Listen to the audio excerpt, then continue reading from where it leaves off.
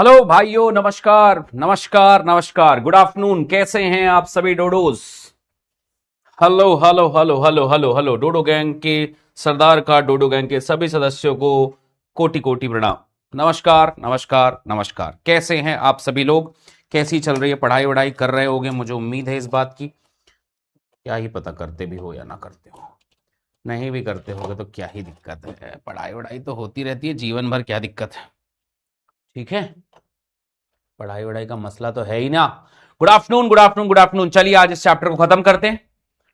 चलिए आज इस चैप्टर को खत्म करते हैं, कंप्लीट करते हैं आज की कहानी, आज का कॉन्सेप्ट, आज की बातें। रेडी?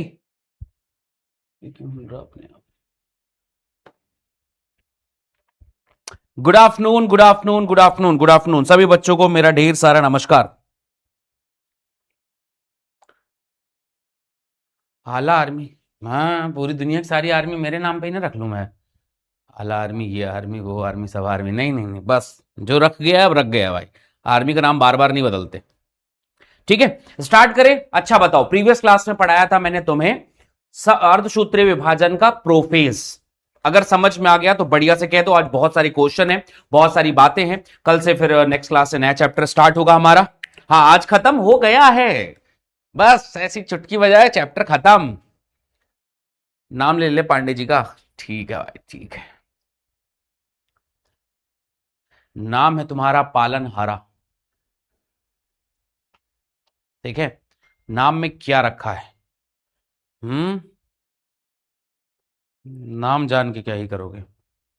ठीक है, हाँ जी भाई। नेक्स्ट लेक्शन जीव जगत का, जीव जगत चैप्टर का नाम होगा। चलिए तो स्टार्ट करते हैं। सबसे पहले एनसीईआरटी हाइलाइट से, फिर कुछ क्वेश्चन करेंगे। पहले मैं आपको अर्धसूत्री प्रथम विभाजन की पूरी कहानी एक बार रिकॉल करवाता हूं। ठीक है, अर्धसूत्री प्रथम विभाजन जब मैंने आपको पढ़ाया था तो मैंने आपसे कहा था कि अर्धसूत्री विभाजन में सबसे पहले आपको कुछ कुछ शब्दों का मतलब पता होना चाहिए, फिर इनके महत्व और इनकी कहानियों के ऊपर हम डिस्कशन करेंगे। तो ऑलमोस्ट चैप्टर मेरी तरफ से पूरा डन है, जितना मुझे पढ़ा सकना था आपको मैंने पढ़ा दिया है। थोड़ी थोड़ी बातें जो है वो अपने डिस्कशन करेंगे। ठीक है, ये हमारा क्यूआर कोड है, botany NEET Hindi by Yogesh Shukla sir.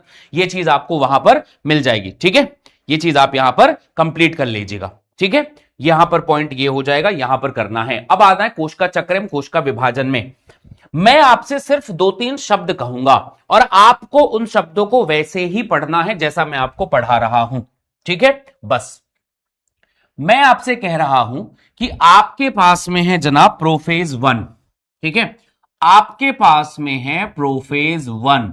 बाकी सब बातें एकदम सेम है, कोई दिक्कत की बात है ही नहीं। प्रोफेज 1 को पकड़ो और बताओ मुझे कि प्रोफेज 1 में कौन कौन सी अवस्था में क्या क्या होता है। प्रोफेज 1 ये इस अवस्था का नाम है। प्रोफेज, क्या लाइन खींची यार मैंने, वाह क्या बात है। प्रोफेज 1 में जो है, डीपीपी बोला तो है डालने के लिए। ठीक है, रुक जाओ, अभी बात कर लेते, अभी बोल देते हैं।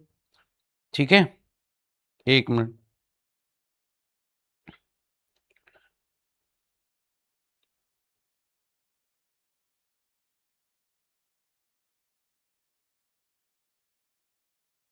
ठीक है, तो अब हमारे पास में जो है यहां पर प्रोफेज 1 है।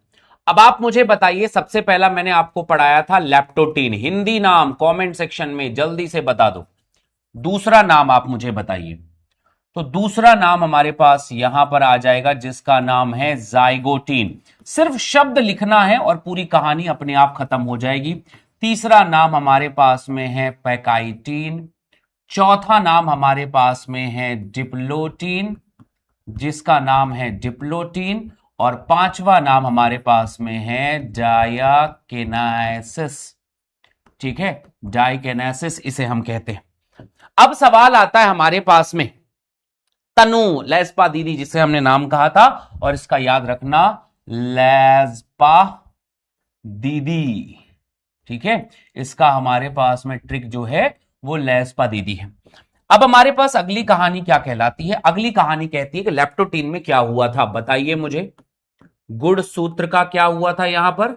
संघनन, शॉर्टेड, बस खत्म। इसके बाद कुछ और एनसीईआरटी का पार्ट है ही नहीं। जाइगोटीन वाली बात ये होते हैं यहां पर समजात गुणसूत्रों का जोड़ा, समजात गुणसूत्रों का पेयर यानी जोड़ा, उसी को हम क्या क्या हिंदी में बोले थे उसको, अरे चतुष्टक, बाइवेलेंट, बाइवेलेंट का मतलब बता दिया था मैंने, है ना। बाइवेलेंट को हिंदी में क्या बोले थे, युगली, सॉरी युगली, है ना, युगली कहा था हमने इसको। और एक और चीज आई थी जिसको हमने कहा था टेट्राड, टेट्राड का मतलब होता है चतुष्टक।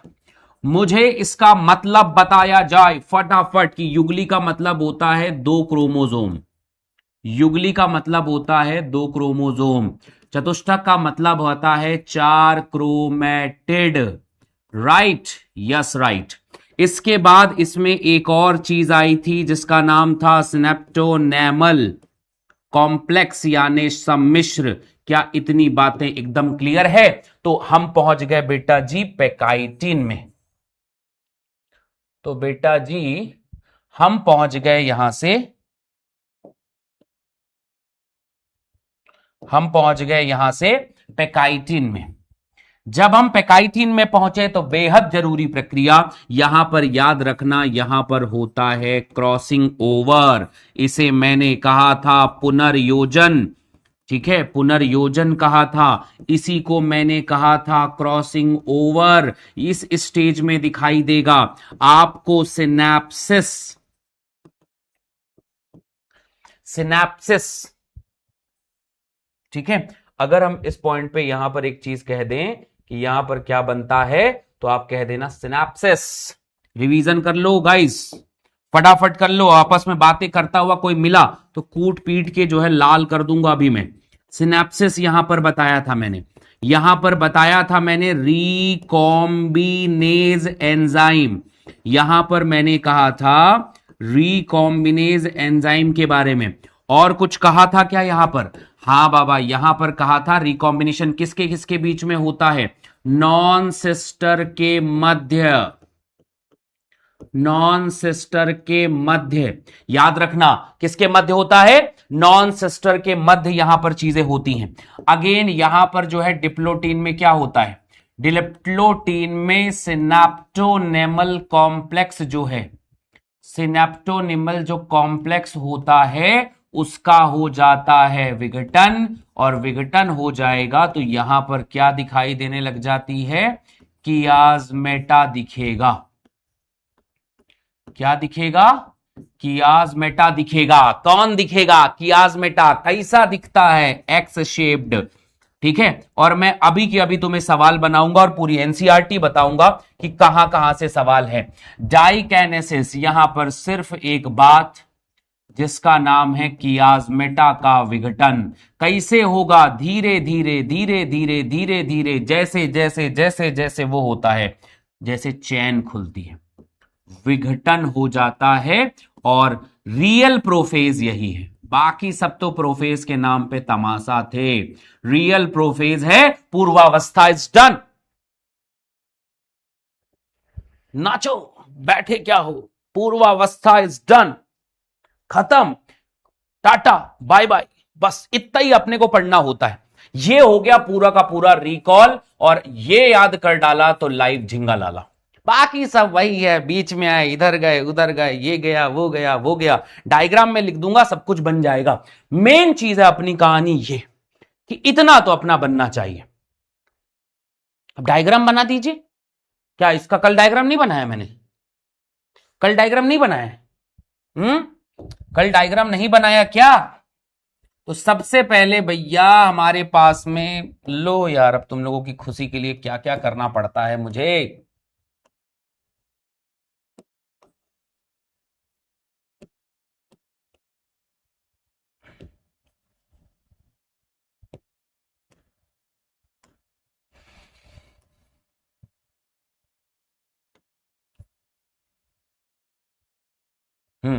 लीजिए। तो सबसे पहले भाई साहब अब 2 गुणसूत्र बनाता हूं मात्र। सबसे पहले ये हो गया, अब आप मुझे बताओगे कहां कहां क्या क्या हो रहा है, ठीक है। अब आप मुझे बताओगे कहां पर कहां कहां क्या क्या हो रहा है। ऑरेंज कलर वाला लेते हैं, लो।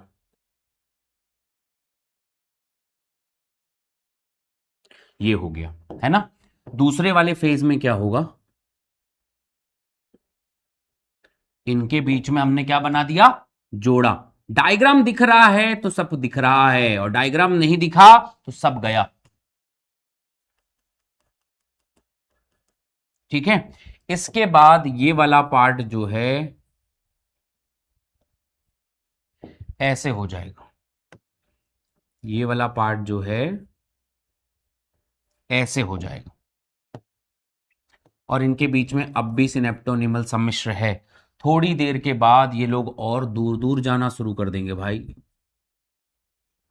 बहुत दूर दूर खिसक जाएंगे भाई। ठीक है, ज्यादा ही दूर बना दिया हमने इसको। ठीक है, अब जब ज्यादा दूर बनने लग जाएंगे तब भी इनके बीच में आपको ये एक्स शेप स्ट्रक्चर दिखेगा ही, इसी को कियास्मेटा कहते हैं। अब सिनेप्टोनिमल सम्मिश्र चला गया है, और ये गुणसूत्र आपको जो दिख रहा है, ये गुणसूत्र जो आपको यहां पे दिख रहा है, ये बन गया भाई।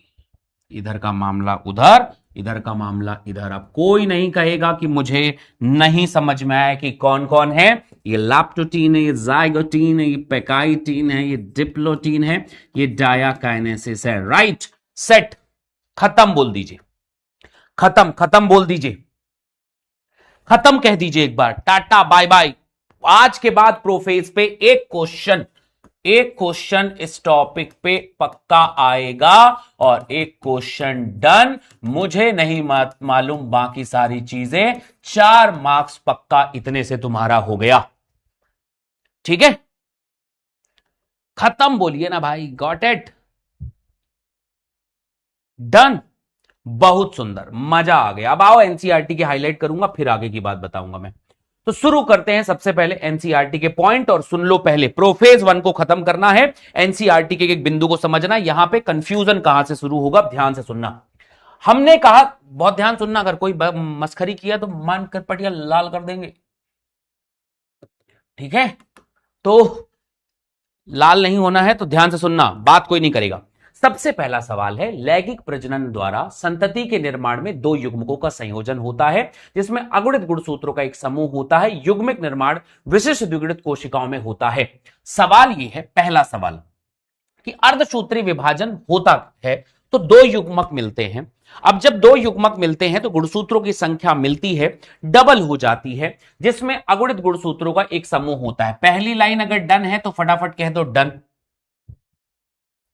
ये रिवीजन करवा रहा था, ये लिखने का टाइम दीप श्वेता कैसे चाहिए, कल की क्लास पढ़ा दिया था, रिवीजन वाला भी लिखोगे, अब तुम घर में लिखना ये सब बात। मैं यार चैट ऑन करके रखा हूं भाई तुमको पढ़ाने के लिए, तुम लोग कैसा करते हो यार, किस बात का मतलब दुखी कर देते हो यार मेरे को, मतलब अब रोना बाकी रह गया मेरे को। मैं जैसे ही देखता हूं बात करूं, पकड़ के पेन मार दूं, लगता है सब जवाब दो इधर। पहली लाइन खत्म है। युग्मक का निर्माण विशिष्ट द्विगुणित कोशिकाओं से होता है, इस बात का भी सवाल है कि युग्मक का निर्माण विशिष्ट कोशिकाओं से होता है, यह बात भी हमने बता दी है। तीसरी बात, विशिष्ट प्रकार का कोश का विभाजन है जिसमें अगुणित गुणसूत्रों की संख्या आधी हो जाती है। इस प्रकार के विभाजन को अर्धसूत्री विभाजन कहते हैं। यह बात मैंने आपको इंट्रो में बता ही दी थी। गुणसूत्रों की संख्या यहां पर आधी हो जाती है। यहां तक डन है सभी को, बहुत बढ़िया। लैंगिक जनन करने वाले जीवधारी जीवन चक्र में अर्धसूत्री विभाजन द्वारा अगणित अवस्था उत्पन्न होती है, निषेचन द्वारा द्विगुणित अवस्था पुनः स्थापित हो जाती है। तो इस डायग्राम को मैंने आपको बताया था कि भैया एक अगुणित कोशिका, दूसरी अगुणित कोशिका। ठीक है, हमारे पास मान लेते हैं ये द्विगुणित कोशिका है, यह भी द्विगुणित कोशिका है, स्पर्मेटो एंड ओगोनिया। इसने अगुणित स्पर्म बनाया, इसने ओवा बनाया है, इसने स्पर्म बनाया है, आधे हो गए, दोनों के बीच में मिले, और दोनों को मिलने की प्रक्रिया को हम क्या कहते हैं, निषेचन कहते हैं। यह भी द्विगुणित, पापा मम्मी भी द्विगुणित। बराबर मेंटेनेंस हो गया कि नहीं, बराबर मेंटेनेंस हो गया कि नहीं हो गया, हो गया है। पादप और प्राणियों में कौन सी प्रक्रिया, युग्मक जनन के दौरान अर्धसूत्री विभाजन देखने को मिलता है, इससे अगुणित युग्मक उत्पन्न होते हैं, और अर्धसूत्री विभाजन की मुख्य विशेषताएं निम्नतम है। Is that clear? ये है आपको समझने का पूरा तरीका कि गुणसूत्रों को भाई साहब गुणसूत्रों की संख्या आधी करनी है। बोले अच्छा क्यों? क्योंकि युग्मक जो दो मिलते हैं निषेचन के दौरान तो उससे गुणसूत्रों की संख्या डबल हो जाएगी फिर। तो इसलिए गुणसूत्रों की संख्या पीढ़ी दर पीढ़ी बनाए रखने के लिए हमें अर्धसूत्री विभाजन करने की जरूरत है। पहला पैराग्राफ एकदम समझ में है, कहीं कोई दिक्कत नहीं होनी चाहिए। मैं फिर से एक बार बता रहा हूं, अर्धसूत्री विभाजन में गुणसूत्रों की संख्या आधी होती है। हम इसलिए ऐसा करते हैं ताकि पीढ़ी दर पीढ़ी युग्म गुणसूत्रों की संख्या बराबर बनी रहे। युग्मक जनन के दौरान गुणसूत्रों की संख्या आधी होती है, उसको वापस बैलेंस किससे करते हैं? निषेचन से। ये बहुत बेसिक लाइन है पर बहुत सारे बच्चे इसमें कंफ्यूज भी हो जा रहे होंगे, तो इसको समझ लो। ये 9th के बच्चों को पढ़ा रहा हूं, समझ लो मैं कि भाई युग्मक जनन जब होगा तो गुणसूत्रों की संख्या आधी हो जाएगी, इसका आधा दोनों मिलेंगे तो निषेचन होगा, और निषेचन होगा तो यहां पर याद रखना इसे हम कहते हैं युग्मक जनन। ये जो प्रक्रिया हुई है ये युग्मक जनन है, और निषेचन के दौरान वापस वो सारी चीजें मिल जाती हैं। बहुत ही बढ़िया। थोड़ा आगे की तरफ में अगर हम बढ़ें तो थोड़ा हमें समझ में आया कि अर्धसूत्री विभाजन के दौरान केंद्रक और कोशिका के विभाजन के दो अनुक्रमिक चक्र संपन्न होते हैं। इंपॉर्टेंट पॉइंट समझना, यहां पर ये लाइन मैंने आपको लिखाई है कि नहीं, मुझे बस आप ये बात बताना कि भाई साहब यहां पर गुणसूत्रों की संख्या जो है, यहां पर जो गुणसूत्रों की संख्या है, कोशिका चक्र और केंद्रक विभाजन मतलब केंद्रक और कोशिका द्रव्य 2 बार विभाजित होता है। यह लाइन मैंने आपको एक्सप्लेन कर दी है, जिसे अर्धसूत्री प्रथम और द्वितीय कहते हैं। लेकिन इस विभाजन में डीएनए प्रतिकृति सिर्फ एक बार होता है। यह बात मैंने आपको समझाई है। अब बोलो गुंगो की तरह यस यस यस यस, कोई नहीं सुन रहा है। बनाओ दोस्त, अब बनाओ बनाओ बनाओ। दोस्त बनोगी क्या? पढ़ने आए हैं, चैटिंग करने आए हैं? मुझे जल्दी जल्दी बताओ यहां पर कि क्या आपको यह बात समझ में आई कि एक बार आता है G1 फेज, एक बार आता है S फेज, एक बार आता है G2 फेज, फिर यहां पर आता है भाई अर्धसूत्री प्रथम, यहां पर फिर आता है अर्धसूत्री प्रथम। ठीक है, तो अर्धसूत्री प्रथम जब होगा भाई साहब तो मैंने आपको बताया था कि यहां पर केंद्रक विभाजन होगा। सबसे पहले केंद्रक विभाजन होगा कि नहीं होगा, और यहां पर कोशिका द्रव्य विभाजन होगा। कोशिका द्रव्य का भी क्या होगा? विभाजन होगा। इसके बाद ये प्रक्रिया मैंने आपको पढ़ाई थी कि ये प्रक्रिया कहां पहुंच जाएगी भाई? ये पहुंच जाएगी अंतरालावस्था में। नीट का बेहद जरूरी बात, अंतरालावस्था में एस फेज नहीं होता है। S phase absent. यहां पर कहने दीजिए कि डीएनए नहीं बनेगा। यहां पर आप बिल्कुल याद रख लेना, डीएनए डबल नहीं होगा। घोल के पी जाइए इस बात को। फिर हम पहुंचेंगे अंतराला के बाद कहां पर? हम पहुंचेंगे अर्धसूत्रीय द्वितीय में, और अगेन सबसे पहले यहां पर केंद्रक का विभाजन हुआ है और उसके बाद हुआ है कोशिका द्रव्य का विभाजन। सब पढ़ा दिया है भाई साहब आपको मैंने। एक एक सवाल बनेगा भाई साहब आप लोगों से। यह सबसे सटीक तरीका है नीट के बच्चों को पढ़ने का। G1, GS, G2, फिर यहां केंद्रक विभाजन पहली बार, दूसरी बार, और इसके बाद कोशिका द्रव्य विभाजन हुआ है।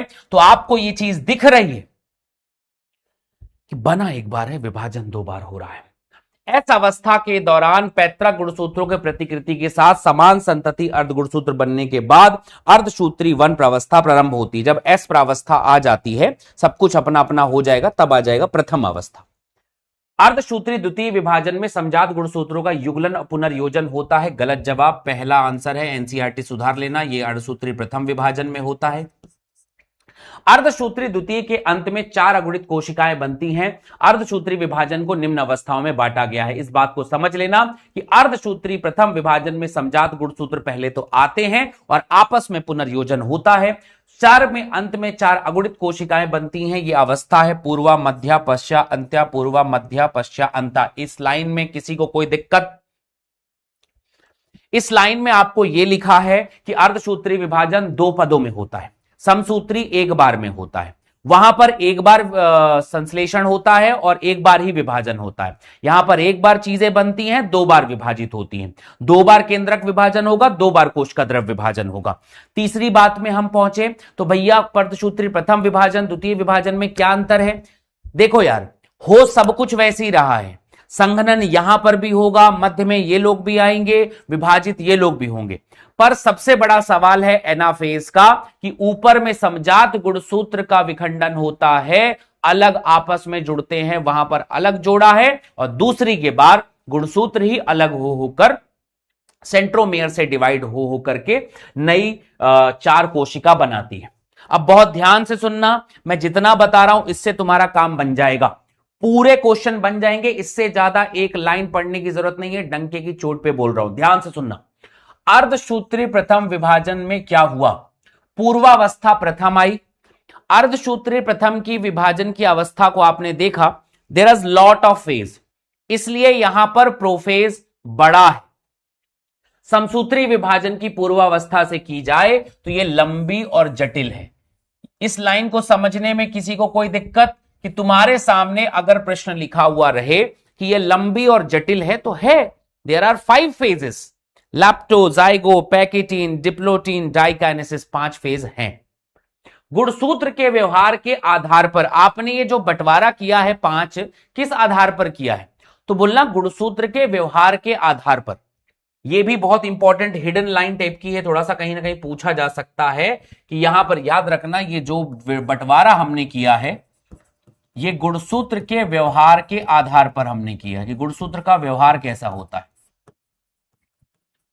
व्यवहार के आधार पर हमने इनको बांटा है। अच्छी बात है, सुंदरतम, बहुत सुंदर बात। तो लैप्टो, जाइगो, पैकोटीन सब कुछ हमने बता दिया। साधारण सूक्ष्मदर्शी से अब हम देखना शुरू करें तो सबसे पहले हम तनुपट्ट में आते हैं। गुणसूत्र धीरे धीरे स्पष्ट होने लग जाते हैं, मतलब संघनन होना स्टार्ट हुआ है। क्या ये लिखा है? गुणसूत्र का संघनन कॉम्पैक्टेशन पूरी तनुपट्ट अवस्था के दौरान जारी रहता है। ये पहला कार्यक्रम है। क्या इसके अलावा कोई और चीज है? तनुपट्ट का मतलब गुणसूत्र का संघनन जो हो रहा है, संघनन हो रहा है। बोलो यस, डन हो गई बात। गुणसूत्रों का संघनन हो गया, यही तनुपट्ट है। कोई सवाल इस पे खास दिक्कत? बिल्कुल नहीं। दूसरा, इसके बाद द्वितीय चरण आ गया जिसे हम युग्मपट्ट यानी जाइगोटीन कहते हैं। यहां पर गुणसूत्र आपस में युग्मन प्रारंभ कर देते हैं और इसी को हम कहते हैं सूत्र युग्मन। ठीक है, इसी को हम कहते हैं सूत्र युग्मन की भैया 2 सूत्र जो होता है क्रोमोसोमल का पेयरिंग होने लग जाता है। ठीक है, इसे हम कहते हैं क्रोमोसोमल पेयरिंग। ठीक है कि भाई इस दौरान आपको पेयरिंग देखने को मिलेगी। सवाल आता है किसकी पेयरिंग देखने को मिलेगी? तो युग्मपट्ट अवस्था में गुणसूत्रों को, युग्मों को समजात गुणसूत्र कहते हैं। ये लाइन मैंने अभी तक आपको अगर याद नहीं करवा पाई है, मतलब मैंने आपको अच्छा नहीं पढ़ाया है।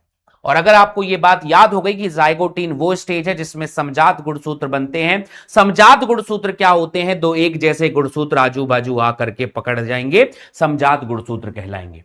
इस अवस्था को इलेक्ट्रॉन से देखेंगे तो गुणसूत्र सूत्र युग्मन के साथ एक जटिल रचना को भी बनाया है। जब हम इसे देख रहे हैं तो मैंने आपको बताया कि इस दौरान जब आप उसे देखेंगे तो आप उसके बीच में एक जटिल संरचना को भी देखेंगे। उस जटिल संरचना को हम कहते हैं सिनेप्टोनेमल सम्मिश्र। ठीक है, उस जटिल संरचना को जहां पर आप ये देख रहे हैं वो सिनेप्टोनेमल सम्मिश्र है। बनता कहां पर है? जाइगोटीन में। समजात गुणसूत्रों का जोड़ा कहां बना? जाइगोटीन में। ठीक है, इस सम्मिश्र का निर्माण में कौन कौन है? इस सम्मिश्र का जो निर्माण यहां पर पूरा का पूरा बना है, इसमें कौन कौन है? तो बोले देखो, सबसे पहली बात तो 4 क्रोमेटिड है। इस सिनेप्टोनेमल सम्मिश्र में ये जो सिनेप्टोनेमल सम्मिश्र बना है, ये सिनेप्टोनेमल जो पूरा का पूरा सम्मिश्र बना है, इस सम्मिश्र में आपको क्या क्या दिखाई दे रहा है? पहली बात तो यहां पर आपको दिख रहा है प्रोटीन ग्लू, ये आपको चिपकाने में मदद कर रहा है। क्या आपको 4 क्रोमेटिड दिख रही हैं? बोले हां, बोल देना टेट्राड भी है यहां पर। क्या आपको 2 गुणसूत्र दिखाई दे रहा है? बोलना हां, बाइवेलेंट है, युगली है। इन शब्दों का सारा अर्थ निकालो, निचोड़ो और पी जाओ उसे। तो इसमें जो एक जोड़ी सूत्र युग में समजात गुणसूत्र होता है उसे हम युगली कहेंगे। युगली का मतलब 2 क्रोमोसोम, चतुष्टक का मतलब 4 क्रोमेटिड। यद्यपि यह अवस्था थोड़ा सा अधिक स्पष्ट दिखाई देती है, फिर भी जब हम स्थूल पट्टी यानी पैकाइटिन में जाएंगे तो अवस्था से अपेक्षाकृत कम अवधि की होती है, थोड़ी कम अवधि की है। इस अवस्था के दौरान प्रत्येक युगली गुणसूत्र के 4 अर्ध गुणसूत्र स्पष्ट दिखाई देने लग जाते हैं। मैंने आपसे कहा था कि जब जाइगोटीन होंगे तो वो थोड़ा पास पास में रहेंगे, जब पैकाइटिन में होंगे तो चारों गुणसूत्र स्पष्ट दिखाई, अर्ध गुणसूत्र स्पष्ट दिखाई देने लग जाएंगे। तो आपके लिए यह बात याद रखना, यह थोड़ा सा शॉर्ट फेज है और 4 के चारों जो क्रोमेटिड हैं वो दिखेंगे कि भैया चलो आओ हमको देख लो, दिखने लग गए भाई। आगे बढ़े और आगे बढ़ो। अब इस अवस्था में आपको दिखाई देती है पुनर्योजन ग्रंथिका। क्या किसी को इसमें कोई दिक्कत है कि पुनर्योजन ग्रंथिका का यह मतलब है कि एक क्रोमोसोम ये है, दूसरा क्रोमोसोम ये है, ये दोनों आपस में एक दूसरे से ऐसे जुड़ गए, ये जो क्रॉस है ये पुनर्योजन ग्रंथिका है। जहां समजात गुणसूत्र के असंतति अर्ध गुणसूत्रों के बीच ये जो पुनर्योजन ग्रंथिका है इसकी तारीफ करो। बताओ क्या मैंने तुम्हें बताया है कि नहीं कि ये समजात गुणसूत्र के 2 असंतति, असमजात जिसे अपन कहेंगे, क्रोमेटिड के बीच क्या नया चीज हो गया, विनिमय यानी क्रॉसिंग ओवर हो गया। इधर का मामला उधर और इधर का मामला इधर, उसी को हम कहते हैं पुनर्योजन ग्रंथिका। अब इस पुनर्योजन ग्रंथिका में हमने देख लिया विनिमय होता है 2 समजात गुणसूत्र के 2 असंतति अर्ध गुणसूत्र के बीच। विनिमय एंजाइम नियंत्रित करता है, कौन सा है भाई? ठीक है भाई, विनिमय एंजाइम नियंत्रित करता है, जो इस प्रक्रिया को नियंत्रित करेगा उसका नाम है रिकॉम्बिनेज। इस एंजाइम को भी मैंने पहले ही पढ़ा दिया है। 2 गुणसूत्र में आनुवांशिक पदार्थ एक दूसरे के बीच में जाता है, समजात गुणसूत्रों को विनिमय पुनर्योजन होता है, इसलिए गुणसूत्र विनिमय स्थल एक दूसरे से जुड़े दिखाई पड़ते हैं। पैकाइटिन इज डन, क्रॉसिंग ओवर दिख गया, पैकाइटिन दिख गया, रिकॉम्बिनेज एंजाइम दिख गया, आपको क्रॉसिंग ओवर पुनर्योजन होता हुआ दिख रहा है आपको। आगे पढ़े, आगे पहुंचे डिप्लोटीन में। डिप्लोटीन में ही सम्मिश्र का विघटन होता है, लिखा था मैंने। उसके अंदर जो बीच में जोड़ा बना हुआ है उसका हो गया विघटन, सब दूर जाने लगे। इसलिए समजात गुणसूत्र दूर जाना शुरू होगा सिर्फ एक जगह पे, जहां पर ये बिंदु एक दूसरे को जोड़ रहे हैं, बाकी सब दूर जाना शुरू हो जाएगा। विनिमय बिंदु के अतिरिक्त, जैसे मैंने आपको बताया कि ये भाग ऐसा ऐसा दूर जाना शुरू कर देगा, पर ये बाकी का भाग जो हमारे पास में है वो अब भी चिपका हुआ है, ये अब भी चिपका हुआ है। मेरी बात समझ में आई? ये अब भी चिपका हुआ है। विनिमय बिंदु पर एक्स आकार की संरचना को, ये जो दिख रहा है उसे काइएस्मेटा कहते हैं। तो विनिमय बिंदु की एक्स आकार की संरचना को काइएस्मेटा कहते हैं। कुछ कशेरुकी प्राणियों में द्विपट्ट महीनों और वर्षों बाद समाप्त होती है। ये आप जब oogenesis पढ़ते हैं तो वहां पर यह चीज आपको दिख जाती है। तो भैया सिनेप्टोनिमल सम्मिश्र का विघटन हुआ, कियाज्मेटा दिया। कियाज्मेटा है क्या कि दोनों जहां पे ऐसे क्रॉस किए थे वही संरचना कियाज्मेटा है। अंततः हम पहुंचते हैं पारगति क्रम में। इसमें कयाज्मेटा का उपांति भवन होता है। उपांति भवन का मतलब ही यही है कि भाई विघटन हो रहा है। कियाज्मेटा जो है एक दूसरे से दूर जाएगा, कियाज्मेटा का अंत होगा, गुणसूत्र पूरी तरह से संघनित हो जाएंगे, तर्कु तंतु एकत्रित होकर समजात गुणसूत्रों को अलग करने में सहयोग प्रदान करेंगे, अंत तक केंद्रिका अदृश्य हो जाएगी। मैंने जैसे आपको बताया था कि पूरे केंद्र का आवरण धीरे धीरे गायब हो जाएंगे और पारगति क्रम फिर मध्यावस्था की ओर लेकर चला जाएगा। प्रॉपर प्रोफेज, जिसमें गुणसूत्र अदृश्य होते हैं, गुणसूत्र दिखने लग जाते हैं, पूरी तरह से संघनित हो जाते हैं, या फिर केंद्रिका अदृश्य हो जाएगी, या केंद्रक झिल्ली अदृश्य हो जाएगी, या बाकी के अंगक अदृश्य हो जाएंगे, सेंट्रियोल ध्रुवों की ओर चला जाता है। प्रॉपर प्रोफेज पारगति क्रम है। और इस तरीके से हमने एक बहुत बड़ा हाथी यहां से हमने पार करा दिया है। बोलिए हां, बोलिए हां। इतना मामला अपने को बनना चाहिए, इतना मामला आपको समझ में आनी चाहिए।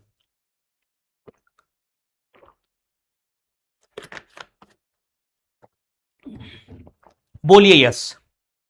एक एक लाइन को याद रखो। अगेन मैं कह रहा हूं कि अगर आपने सिर्फ ये फ्लो चार्ट भी इतना याद कर लिया है कि भैया गुणसूत्र का संघनन हो रहा है, कोई बड़ी चीज नहीं है, यहां पर कियाज्मेटा का विघटन होता है, और रियल प्रोफेज में जो जो मैंने आपको पढ़ाया था वो यहां पे लिखा हुआ है। सम्मिश्र का विघटन कब होगा? उपांति भवन जिसे अपन कहते हैं, विघटन कहिए या फिर इसी को कई जगह उपांति भवन लिखा हुआ है, तो आप उपांति भवन भी लिख सकते हैं। और इतने पार्ट में आपका पूरा का पूरा टॉपिक क्लियर हो गया है। पूरा का पूरा टॉपिक क्लियर हो गया है। पूरा का पूरा टॉपिक, कब कौन कहां कैसे किधर किधर मैच कर रहा है, इतना मामला अगर अपने आप को बना तो पूरी तरह से मामला समझ में आ गया है। हमारा पूरा का पूरा प्रोफेज जो है अब डन है। हमारा पूरा का पूरा प्रोफेज डन है। ठीक है, 3 बार 4 बार 6 बार रिवाइज करवा दिया हूं। एक बार खुद से पढ़ाया, फिर उसके बाद डायग्राम बनाया, फिर आज आया तो थ्योरी लिखा, फिर डायग्राम बनाया, फिर एनसीईआरटी हाईलाइट करवाया, एकदम क्लियर। इसके बाहर अभी सवाल नहीं, एक बार और रिवीजन कराऊंगा, क्वेश्चन कराऊंगा जब, तो तुम्हें एकदम सही सही समझ में आ जाएगा। चलो आओ देखते हैं, कुछ क्वेश्चन बना के ही देखते हैं, शायद बन जाए, क्योंकि इसके बाद फिर सब सेट है भाई, कुछ बड़ा चीज है ही नहीं उसमें। चलो आओ एक सवाल देखो, इसमें से कुछ बड़ा है ही नहीं, एक डायग्राम बनाऊंगा और तुम्हें सब कहानी खत्म कर दूंगा। कौन सा अर्धसूत्री विभाजन द्वारा उदाहरणीकृत होगा? इनमें से कौन है जो अर्धसूत्री द्वारा उदाहरणीकृत होगा? कौन करेगा? कायिक कोशिका का विभाजन, विभज्योत कोशिका का, मानव में युग्मक निर्माण, नर ड्रोन मधुमक्खी में कोशिका विभाजन। ये सारे के सारे जो हैं भाई समसूत्री विभाजन के हैं। एकमात्र एग्जाम्पल है जिसे हम कहते हैं मानव में नर युग्मक निर्माण, इसे हम कहते हैं। आसान क्वेश्चन था पर इंपॉर्टेंट था। आसान आसान को बना बनाकर ही कठिन को बना पाएंगे आप लोग। अगला सवाल, आओ याद करो क्वेश्चन को। सवाल सही और गलत सबको पहचानना है। गलत कथन की थोड़ी देर बस सीरियस हो जाओ, उसके बाद फुल मस्ती कर लेना। दोबारा नहीं भूलोगे, लिख के दे रहा हूं मैं ये बात, दोबारा भूलोगे नहीं, ये बात ध्यान रखना। थोड़ी देर बाद जो है यहां पर याद रखना है। गलत कथन की पहचान कीजिए। कुछ कशेरुकियों में अंडक में द्विपट्ट अवस्था महीनों वर्षों तक रह सकती है। द्विपट्ट याद रखना, अंग्रेजी में देख लेना फिर से डिप्लोटीन। युग्मपट्ट अवस्था में रिकॉम्बिनेज अवस्था आवश्यक होता है। सूत्र युग्म में समजात गुणसूत्रों के एक युग्म द्वारा निर्मित सम्मिश्र चतुष्टक कहलाता है। सिनेप्टोनिमल सम्मिश्र का विघटन द्विपट्ट अवस्था के दौरान होता है। एक सवाल और मामला सेट। अब ध्यान से सुनो। कुछ कशेरुकियों के अंड में द्विपट्ट, जिसे मैंने कहा था डिप्लो, अगेन सब वर्ड ही समझ में आ रहा है। डिप्लो मतलब द्वि जो है महीनों वर्षों तक रहती है, सही बात है। युग्मपट्ट, युग्मपट्ट का मतलब होता है जाइगोटीन। जब हम जाइगोटीन करते हैं तो वहां पर रिकॉम्बिनेज एंजाइम की आवश्यकता होती है। जल्दी बताओ, मैंने आपको पढ़ाया है, कब जरूरत पड़ती है? पैकाइटीन में। पैकाइटीन का मतलब स्थूल पट्ट। बोलो ना बाबा, अब भी तो बताया है। गलत कथन यही हो गया। सूत्र युग में समजात गुणसूत्रों के एक युग्म द्वारा सम्मिश्र चतुष्टक कहलाता है। सिनेप्टोनिमल सम्मिश्र का विघटन द्विपट्ट अवस्था के दौरान होता है। सिनेप्टोनिमल सम्मिश्र का विघटन द्विपट्ट अवस्था के दौरान होता है, इस बात में कोई शक नहीं है। तो ये तुम्हारा प्रश्न भी है, ये तुम्हारा रिवीजन भी है, यही तुम्हारा उत्तर भी है। मतलब मैं कुछ बच्चों से अगर मान लो अंत दिन चल रहा है ना, मान लो आखिरी दिन चल रहा है, और मैं बच्चा अगर मेरे से बोलता है कि मैंने सेंट डिवीजन नहीं पढ़ा है सर, एक क्वेश्चन बता दो जो एकदम आएगा पक्का, मैं बस ये 5 फेज बता देता हूं, पक्का की पक्का आएगा ही आएगा, और 5 लाइन मुश्किल से पढ़नी है, और किसी ने सही जवाब नहीं दिया। अभी 2 मिनट पहले पढ़ाया मैंने।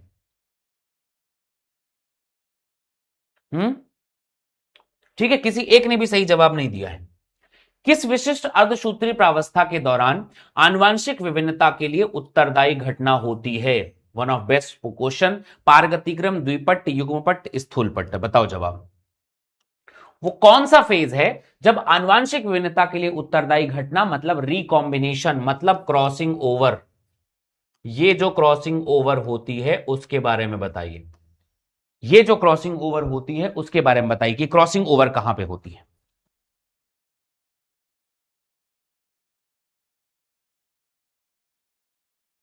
बताओ, क्रॉसिंग ओवर कौन से फेज में होती है? अगर अभी गलत जवाब दे दिया तो मतलब समझ लो मेरी पूरी मेहनत पे पानी फेर दिया तुमने। कल जो मैंने एकदम डिफरेंट अप्रोच, अगली बार से मैं कुछ नहीं आऊंगा जैसे ट्रेडिशनल तरीका, लिखा टॉपिक उसके बारे में गोदा गादी क्यों चल जाऊंगा। पहली बार एकदम अलग तरीके का पढ़ाने की कोशिश की और उसमें भी तुम लोग रो दिए हो पूरा। इतना विस्तार से बताया मैंने भाई कि क्रॉसिंग ओवर कौन सी अवस्था में होता है, पैकाइटीन में। याद करो ना, 5 बार तो रिवाइज कर दिया, आंखें बंद करके बोलो ना। संघनन, लैक्टोटीन, जाइगोटीन में सिनेप्टोनिमल सम्मिश्र, युगली, टेट्राड, बाइवेलेंट, फलाना ढिमकाना, सिनेप्टोनिमल सम्मिश्र। उसके बाद अपन पहुंच गए pachytene, crossing over, recombinase enzyme, ये वो वगैरह वगैरह। याद करने की कोशिश क्यों नहीं करते? क्रॉसिंग ओवर हो रहा है यहां पर, रिकॉम्बिनेशन पुनर्योजन हो रहा है, दो समजात गुणसूत्रों के, दो असंतति अर्ध गुणसूत्र आपस में एक दूसरे से क्रॉसिंग ओवर कर रहे हैं। ये थोड़ा दूर दूर दिखने भी लग जाएंगे। डिप्लोटीन में कियाज्मेटा दिखेगा क्योंकि उसमें जो पुनर्योजन ग्रंथिका है वो विघटन होना शुरू हो जाएगी, सिनेप्टोनिमल सम्मिश्र का विघटन हो जाएगा। डाइकाइनेसिस में जो है कियाज्मेटा का विघटन हो जाता है। खत्म। 5 बार 6 बार ऐसे आंख ऊपर करके बोलोगे, याद हो जाएगा। समझे? मारना है भाई रट्टा, घोल के पी जाना है। चलो अब ये सवाल दिखाओ। एबीसी आरेख में दिखाई गई अर्धसूत्री विभाजन की अवस्था की पहचान करिए। चलो अब इतना तो जानते ही हो तुम लोग, बन ही जाएगा। है तो अर्धसूत्री विभाजन, लेकिन फिर भी आपको बताना है कि कौन सा क्या क्या हो रहा है। आप और ये चीज मैंने आपको पहले भी पढ़ा रखी, कोई बहुत बड़ी चीज नहीं है। आपने समसूत्री पढ़ा है तो आपसे बन जाएगा। ऊपर देखने से याद नहीं होता, नीचे देख के याद करो, नीचे से नहीं तो साइड देख के याद करो। मैं तो ऐसा ऊपर आंखें बंद करके ऐसे याद करता था, याद हो जाता है, दिमाग काम हो जाता है। प्रिंस परवेज परवेज यार देखो, दुनिया में बहाने तो बहुत है भाई, करने वाले कर जाएंगे। बताइए अब, आप बताओ ये जो स्ट्रक्चर है ये क्या है, ये स्ट्रक्चर है ये क्या है। देखो भाई, दो गुणसूत्र ऊपर नीचे चले गए हैं, दो अलग अलग कोशिका बन गई है, अब ये विभाजन करेगी। तो अब ये पहुंच गई है भाई अंत्यावस्था में, मतलब आखिरी। ये अंत्यावस्था है, ठीक है, ये अंत्यावस्था है। ये कौन सी अवस्था है? ये जो है मान लेते हैं अंतरावस्था, और क्या बोल रहे हैं, अंत्यावस्था। ये तो अंत्यावस्था है जिसमें गुणसूत्र वापस बन गया है। ये मान लेते हैं फिलहाल अभी विभाजन करने वाली है, तो पूर्वावस्था है, जुड़े हुए हैं और बीच में भी नहीं। तो आने वाला ये मध्यावस्था है। तो ये मध्यावस्था की संक्रमण प्रावस्था है, राइट। ये मध्यावस्था की संक्रमण अवस्था है, ये अंतरावस्था है, इंटरफेज में है।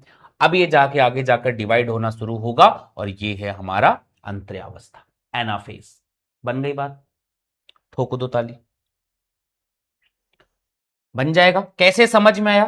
क्योंकि मैंने आपको मध्यावस्था की अंतरावस्था पढ़ाई है और मैंने कहा था आपसे कि वो स्टेज जहां पर वो जुड़ने की कोशिश तो कर रहे हैं। ये अंत्यावस्था कैसे हो सकता है जी? 54% बच्चे लोगों ने ए आंसर लगाया है। सवाल बना लो, नहीं तो रोग है जीवन भर। याद रखना, इसके सवाल आज के आज अगर नहीं बने ना तो दोबारा नहीं बनते। फिर दोबारा तभी है कि फिर पढ़ो फिर बनाओ, ऐसा होगा। पूर्वावस्था की द्विपट्ट अवस्था को पूर्ण रूप से संघनित गुणसूत्र पाए जाते हैं, ठीक है। केंद्रिका का विलुप्त होना और केंद्रक आवरण का विघटन पारगति क्रम के अंत में होता है। आपको इन दो बिंदुओं से आपको क्या समझ में आता है, कौन सी सही बात है? कौन सी बात इनमें से सही? पूर्वावस्था वन की द्विपट्ट अवस्था में पूर्ण रूप से संघनित गुणसूत्र पाए जाते, संघनित पूरी तरह से गुणसूत्र हो जाता है, ठीक है। केंद्रिका का विलुप्त होना और केंद्रक आवरण का विघटन पारगति क्रम के अंत में होता है। केंद्रिका का विलुप्त होना, केंद्रक आवरण का विघटन पारगति क्रम के अंत में होता है। कौन सी बात सही है, कौन सी बात गलत है? पूरी रूप से संघनित गुणसूत्र जो होगा वहां पर, आप बताओ इसके बारे में, यहां पर आंसर जो है वो लैक्टोटीन में हो जाता है, ठीक। और ये जो है ये बात सही है। दूसरा कथन सही है कि जब तक वो अंत में होगा ये मामला पूरी तरह से गायब हो जाए चुके होंगे। Sorry, my mistake, B answer लगाना था, डी लगा दिया। बी बी बी बी, ठीक, बी सही जवाब है।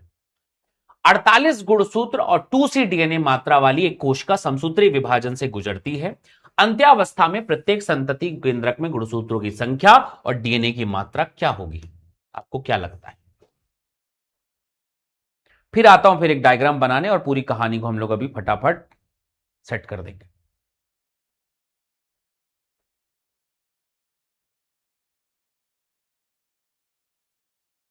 बताइए, 48 गुणसूत्र और 2C डीएनए वाली मात्रा एक कोशिका है। 48 जो है इनके पास क्रोमोसोम है, 2C डीएनए है। ठीक है, विभाजन से गुजरती है अंत्यावस्था, एनाफेज, जब हम टीलोफेज में पहुंचेंगे तो गुणसूत्रों की संख्या और डीएनए की मात्रा क्या होगी? गुणसूत्रों की संख्या डबल हो जाएगी, 48 से 96 हो जाएगा, और डीएनए की मात्रा जो है वो उतनी की उतनी ही रहेगी, है ना। डीएनए की मात्रा जो है उनके पास आधी आधी हो जाती है ना भाई। तो 48 क्रोमोसोम यहां पर मान लेते हैं हमारे पास है, 2C डीएनए है। एस फेज में ये मटेरियल जो है वो 4C हो गया, और ये 48 का 48 क्रोमोसोम ही है। थोड़ी देर के बाद जब ये यहां पर आगे जाकर के पहुंचे, मान लो गुणसूत्र उनके पास में पहुंचते हैं, तो ये एनाफेज में क्या करते हैं, यहां पर जो है 48 क्रोमोसोम ऊपर, 48 क्रोमोसोम नीचे आ जाते हैं। ठीक है, और 4C में 2C इनके पास और 2C इनके पास रह जाते हैं। लगाओ लॉजिक। ठीक है, तो उसके बाद जब ये 2C है, तो ओवरऑल इनके पास तो 2C डीएनए ही है ना, 4C तो नहीं है ना, आधा आधा तो हो गया है। तो उसको अगर आप पूरी कोशिका को देखोगे तो 96 गुणसूत्र दिखाई देंगे, डीएनए अब भी जो है उनके पास 2C ही दिखाई देगा। ठीक है, कुछ सवाल अवाल बनाओ इनके ऊपर, बढ़िया बढ़िया क्वेश्चन है बाबू। अब आते हैं वापस अपनी कहानी में, अब आएगा मध्यावस्था। सेट हो गई, सेट बात। चलिए, तो अब यहां से इतना अगर समझ में आया है कैसे कहां कैसे, तो आगे बात करते हैं। और अब हमारे पास में आता है दूसरा फेज, जिसका नाम है प्यारे बच्चों मध्यावस्था। मध्यावस्था जिसका नाम है, क्या नाम है को अवस्था का? मध्यावस्था। और मध्यावस्था में भी कौन सी मध्यावस्था है? प्रथम। ठीक है, जो भी उनको करना वरना था, जो भी उनको करना वरना था, अब यहां पर क्या क्या होगा सोच के देखो। मध्यावस्था प्रथम में हम पहुंचेंगे, गुणसूत्र पूरी तरह से संघनित हो चुका होगा। गुणसूत्र जो होगा पूरी तरह से संघनन हो गया, गुणसूत्र पूरी तरह जो होगा वो संघनित होगा। ठीक है, संघनित हो चुका है, ठीक बात है। अब ये जो तारक काय हैं, ये जो तारक केंद्र हैं, तारक केंद्र से, तारक केंद्र से जो तरकु तंतु निकलते हैं, वही वही वही वही सब कुछ तरकु तंतु निकलकर, ये जो तरकु तंतु होते हैं वो निकलकर कहां जुड़ जाएंगे? तरकु तंतु निकलकर गुणसूत्र के, और वो भी गुणसूत्र में भी कौन से गुणसूत्र के? समजात गुणसूत्र के, समजात गुणसूत्रों के काइनेटोकोर से जाकर जुड़ते हैं। समजात गुणसूत्रों के काइनेटोकोर से जुड़ते हैं, समजात गुणसूत्रों के काइनेटोकोर से जुड़ते हैं, बहुत जरूरी बात। ठीक है, डायग्राम में दिखाता हूं, जुड़ते हैं। जुड़ने के बाद जो है तरकु तंतु, सारी कहानी में याद रखना, तरकु तंतु हमारे पास आता है समजात गुणसूत्र, समजात गुणसूत्रों को मध्यावस्था प्लेट में लाता है। अब उसे वो कहां से लेकर आ गया? बीच में लेकर आ गया, प्लेट में व्यवस्थित करता है। ठीक है, बस मध्यावस्था खत्म, मध्यावस्था खत्म। अब इस लाइन को समझना हो तो आप कुछ ऐसा समझिए, बाकी सब लोग तो विलुप्त हो ही चुके थे भाई। ये कोशिका है, इस कोशिका में अगेन अपने को ये बात पता है कि ऊपर की तरफ में मैंने सेंट्रियोल तो बनाना ही बनाना है। यहां पर भी हमने सेंट्रियोल बनाया, सेंट्रियोल से हमने यहां से कुछ तारक किरण बनाई। समसूत्री पढ़ने का कुछ तो लाभ होना चाहिए ना, होना ही चाहिए। एक गुणसूत्र जो है यहां पर जोड़े का मान लेते हैं, ये एक जोड़े का गुणसूत्र है ऐसा, और दूसरा गुणसूत्र मान लेते हैं, ये कौन से कलर का था? संतरा कलर का है ना, ये था, सॉरी अब इनको दूर दूर दिखाना है ना भाई। ठीक है, तो ये गुणसूत्र यहां पर ऐसा आ गया। याद होगा आपको, और ना याद हो तो याद कर लो, ठीक है। अगर याद ना हो तो यहां पर थोड़ा सा ऑरेंज ऑरेंज मटेरियल आ गया था, और अगर आपको याद ना हो तो याद कर लेना, यहां पर थोड़ा सा ग्रीन ग्रीन मटेरियल आ गया था। अब ये तो बात रही एक की, दूसरा भी वैसे ही होगा। यहां पर भी समजात गुणसूत्र आएंगे, सबको नहीं बनाना है, सब में क्रॉसिंग ओवर हो जरूरी भी नहीं है, किसी किसी में होता है, किसी किसी में नहीं भी होता है, ठीक है।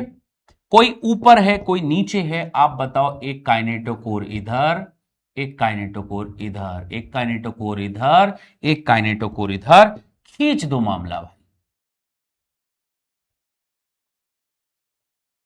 खींच दो भाई मामला। अभी बीच में नहीं पहुंचा है मामला, इसे हम कहेंगे मध्यावस्था की संक्रमण प्रावस्था। क्या कुछ नया किया क्या मैंने? क्या मैंने कुछ नया किया क्या? नहीं, पिछली बार बस गुणसूत्र थे, यहां पर इस बार समजात गुणसूत्र है, ये सबसे बड़ी बात है। जब संक्रमण प्रावस्था, ये जो हमने लिखी है वो संक्रमण प्रावस्था है, संक्रमण प्रावस्था से हम रियल फेज में हम पहुंचते हैं, तो रियल फेज में जब हम पहुंचते हैं तो अब हमें वापस वही सारी चीजें बनानी होगी। ये आप जितनी बार देखो, एनसीईआरटी में कई बार देखना, और बहुत सारी जगह आप देखना, इन चीजों को बार बार नहीं बनाते, पर मेरा यह मानना है कि आप जितनी बार इसको बनाओगे उतनी बार खेल एकदम समझ में आएगा। तर्कु तंतु ऊपर नीचे हुए, तर्कु तंतु ऊपर नीचे हुए, और एकदम बाबू बीचों बीच, एकदम एकदम भैया का ही कह दे, एकदम बीचों बीच जो है वो एकदम खींच दिए मामले को, एकदम बीचों बीच एकदम मामले को खींच दिए। अब जब एकदम बीचों बीच मामले को खींच दिए हैं तो बनाइए बाबू इसको। सबसे पहला गुणसूत्र ये वाला, ठीक, दूसरा वाला गुणसूत्र ये वाला। कहां पर आ गए भाई साहब ये लोग आ गए भाई साहब बीच में। डायग्राम बनाते समय बस अपनी चीजें मत भूलना कि शुरू कहां से किए थे। सेम डायग्राम, सेम कहानियां, सेम कॉन्सेप्ट अगर बार बार लिखेंगे तो अच्छा समझ में आएगा। ये हो गया, और कौन सा है? व्हाइट वाला है। मध्यावस्था में आपको दिखाई दे रहा है कि नहीं दिखाई दे रहा है? बस मुझे कोई एक बात बता दे, कैसे आया, कौन लेकर आया तर्कु तंतु? क्या मध्यावस्था में ये होता था? हमने पढ़ा है समसूत्री में, एकदम वैसा ही ये बात हो गई, और ये मध्यावस्था को बीच में व्यवस्थित कर दिया, ये हो गई हमारी संक्रमण प्रावस्था। खत्म। एक चीज बस बदली है, वो ये है कि पिछली बार सिर्फ गुणसूत्र था, अब की बार समजात गुणसूत्र आए हैं।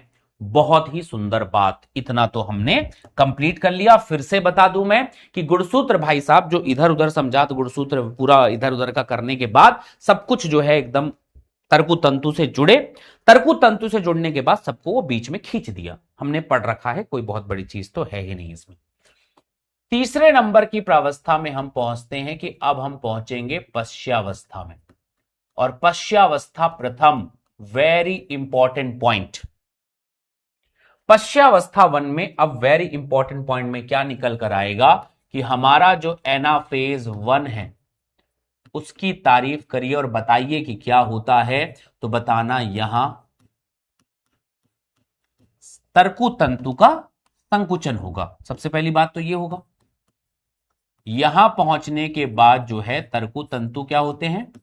संकुचित, यानी शॉर्ट होकर संकुचित होते हैं, ठीक बात है। जैसे ही वो संकुचित होंगे तो यहां पर समजात गुणसूत्रों में से, समजात गुणसूत्रों में से एक समजात गुणसूत्र, ऐसा समझ लीजिए, समजात गुणसूत्र विखंडित हो जाता है। अब की बार कौन यहां पर विखंडित हुआ है? समजात गुणसूत्र विखंडित होकर विपरीत ध्रुवों में चला जाता है, एक ऊपर गया और एक नीचे गया, विपरीत ध्रुवों में जाता है। विपरीत ध्रुवों में जाने का यह मतलब है कि बताइए क्या यहां पर गुणसूत्र बिंदु विखंडित हुआ? आप इस लाइन को जहां पर कंफ्यूज करता है गुणसूत्र बिंदु विखंडित नहीं हुआ, गुणसूत्र बिंदु विखंडित नहीं हुआ, ठीक है। और ये बात समझना कि आधे गुणसूत्र जो है जितने भी थे, आधे गुणसूत्र एक ध्रुव में पहुंचे, आधे गुणसूत्र एक ध्रुव में, और आधे जो हैं और बाकी जो बचे आधे हैं वो दूसरे गुणसूत्र में, वो बाकी जो बचे आधे हैं वो दोहरे गुणसूत्र में हैं। ऐसे ही होता था समसूत्री में भी, इसमें भी कोई संदेह नहीं है।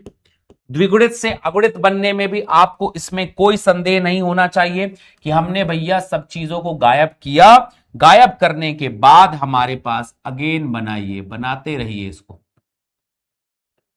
जब तक आप ये तारक काय वगैरह नहीं बनाएंगे तब तक आपको ये समझ में ही नहीं आ पाएगा कि कौन किसको कहां खींच रहा है, ठीक है। तो ये खींचते रहिए इनको भाई, ठीक है भाई, खींचते हैं। तो एक पार्ट जो है लगभग इनमें से ऊपर चल दिया,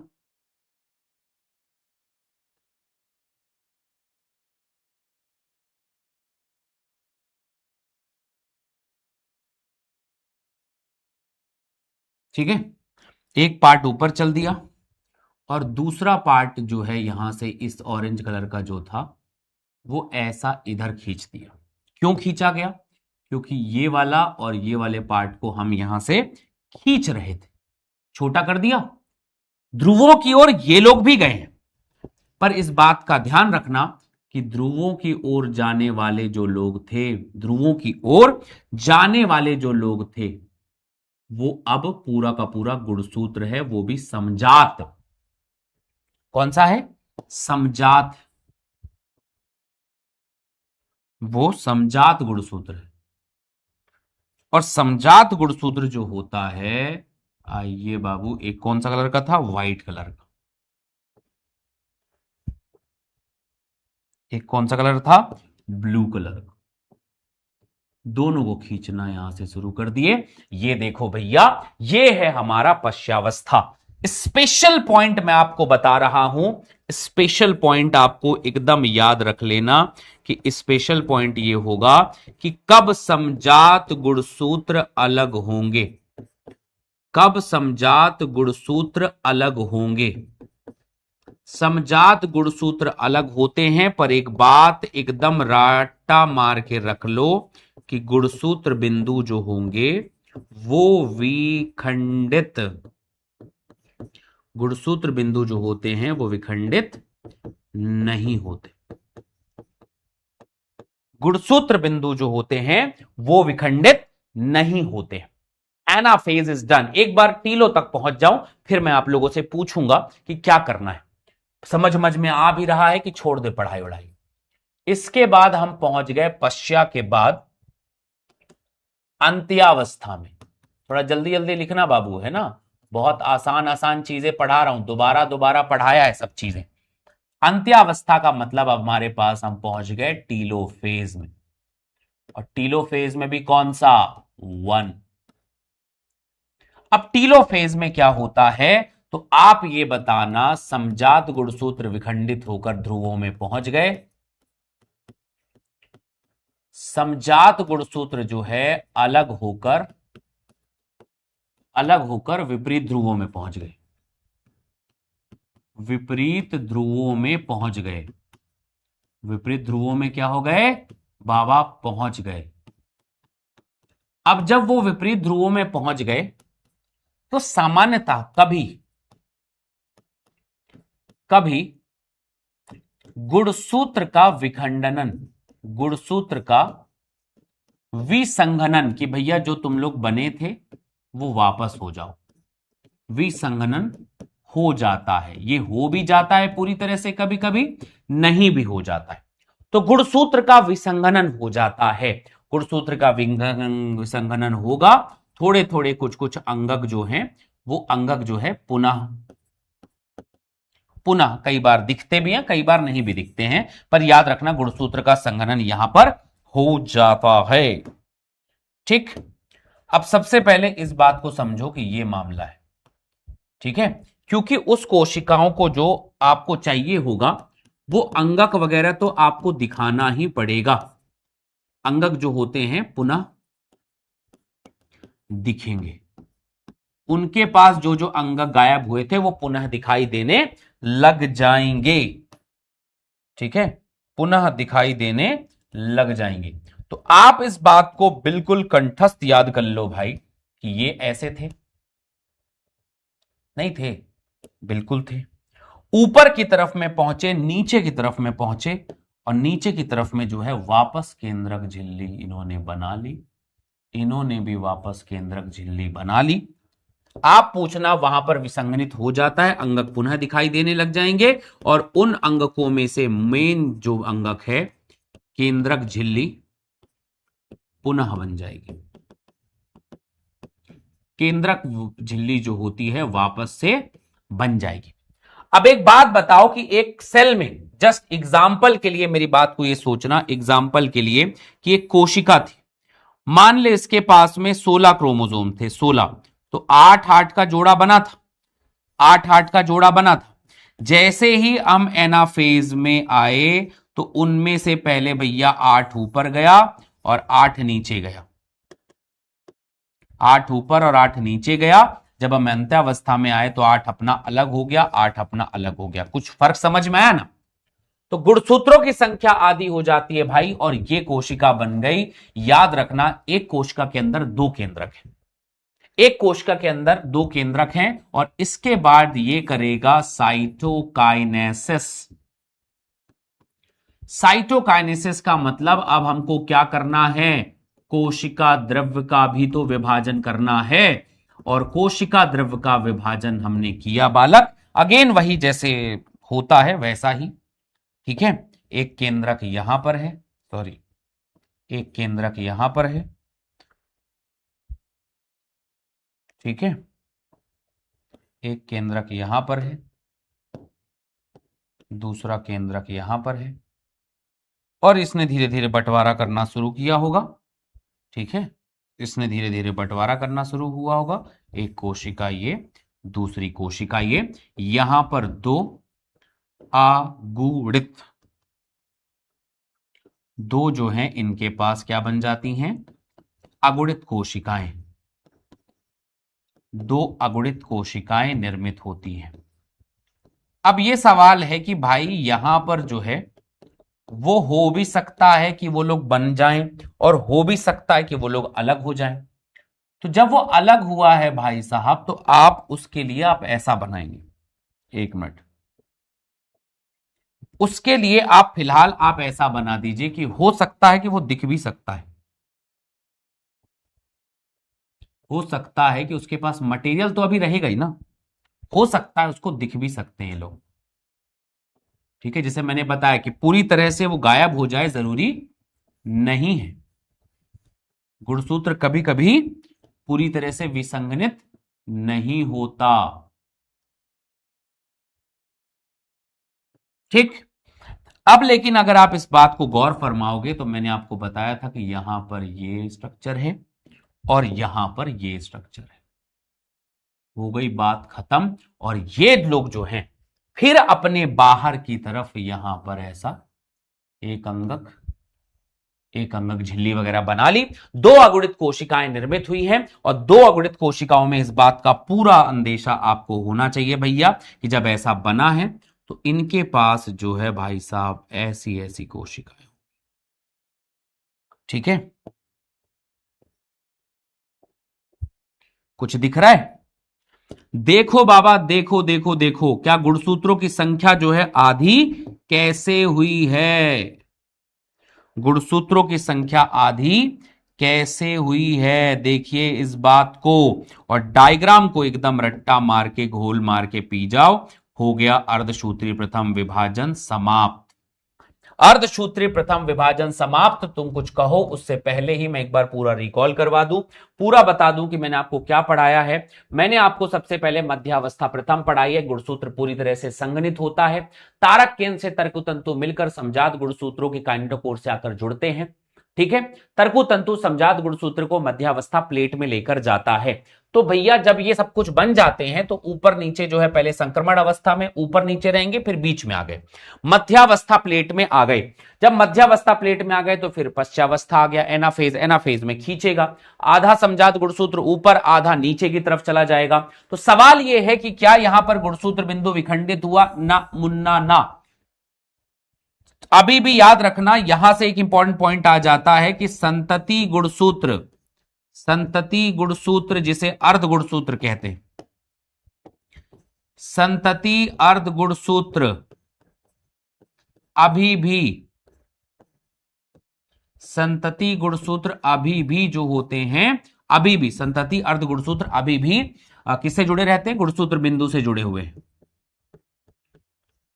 उनके पास गुणसूत्र बिंदु से जुड़े रहते हैं, इसमें कोई संदेह नहीं है, इस बात में कोई संदेह नहीं है कि यहां पर क्या हो रहा है।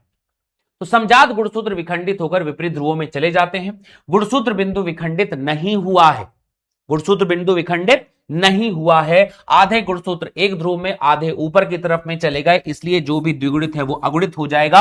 समजात गुणसूत्र अलग होगा, गुणसूत्र बिंदु विखंडित नहीं होगा, गुणसूत्र बटा नहीं है। अभी भी संतति गुणसूत्र जो है अभी भी उसी गुणसूत्र बिंदु से जुड़े हुए हैं। इसमें हम एनाफेज लाते हैं और फिर हम पहुंचते हैं टीलोफेज में, जहां पर वो अलग होकर विपरीत ध्रुवों में पहुंच गए। गुणसूत्र का विसंगनन हो भी जाता है और नहीं भी होता, अंगक पुनः दिखने लग जाएंगे, केंद्रक झिल्ली पुनः दिखने लग गई, और आप इस तरीके से डायग्राम को लेकर के दो कोशिकाएं जिनके पास अलग अलग गुणसूत्र समजात गुणसूत्रों के साथ है, ये बात बन रहे हैं।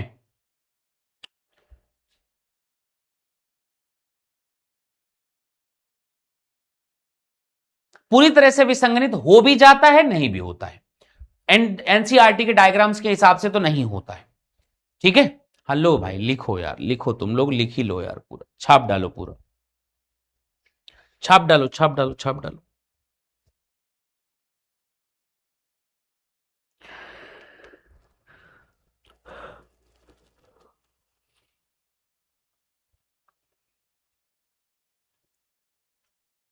नहीं देते ना, बात तो सही, मेरे को भी पता है नहीं देते, पर टाइम दूं क्यों?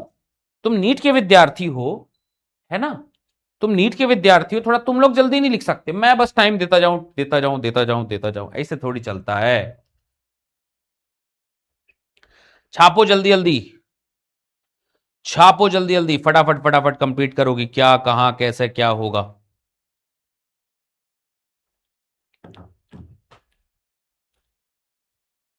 दोनों केंद्रक में अंगक, केंद्रक में कैसे हो जाएंगे?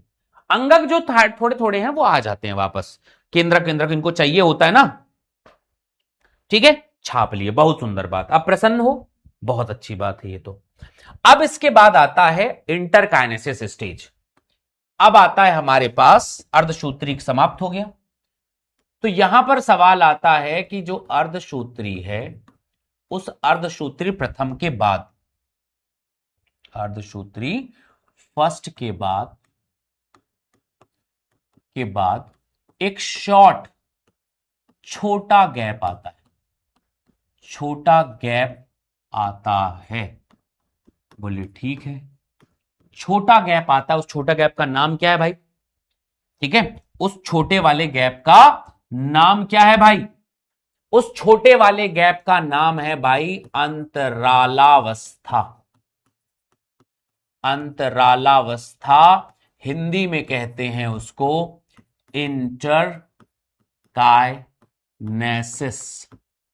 इंटरकाइनेसिस की तारीफ कहलाती है कि भाई वृद्धि होती है, वृद्धि होती है, वृद्धि होती है, सारी चीजें होती हैं, परंतु परंतु परंतु बस एक चीज नहीं होती, परंतु एक चीज नहीं होती, डीएनए संश्लेषण दोबारा नहीं होता, डीएनए संश्लेषण नहीं होता। इस अवस्था में डीएनए संश्लेषण दोबारा नहीं होता, बहुत छोटी अवस्था है, शॉर्ट फेज, बहुत ज्यादा छोटी अवस्था है अंतरालावस्था। बिटवीन, बिटवीन यानी मध्य अर्धसूत्री प्रथम, अर्धसूत्री प्रथम और अर्धसूत्री द्वितीय। ठीक है, तो अर्धसूत्री प्रथम और अर्धसूत्री द्वितीय के बीच होता है। ठीक है, कि बीच जो अवस्था आती है उस अवस्था को हम कहते हैं ये वाला। ठीक है, बढ़िया है, अच्छी बात है, क्या ही बोले अब तुमको, लिख तो लिए ही होगे कि भाई अंतराला अवस्था मतलब बहुत शॉर्ट फेज होता है, इसमें वृद्धि होती है पर डीएनए संश्लेषण नहीं होता। मटेरियल, सारे मटेरियल डबल होते हैं, डीएनए एक बार ही बनता है, डीएनए संश्लेषण नहीं होता। और यह कह सकते हैं कि एस फेज ही नहीं होता है। नाम तो हम पहले लिख ही चुके थे, इतना छोटा सा मामला तो लिख ही लिए होंगे कि अर्धसूत्री प्रथम के बाद एक छोटा फेज आता है जिसका नाम है अंतराला अवस्था।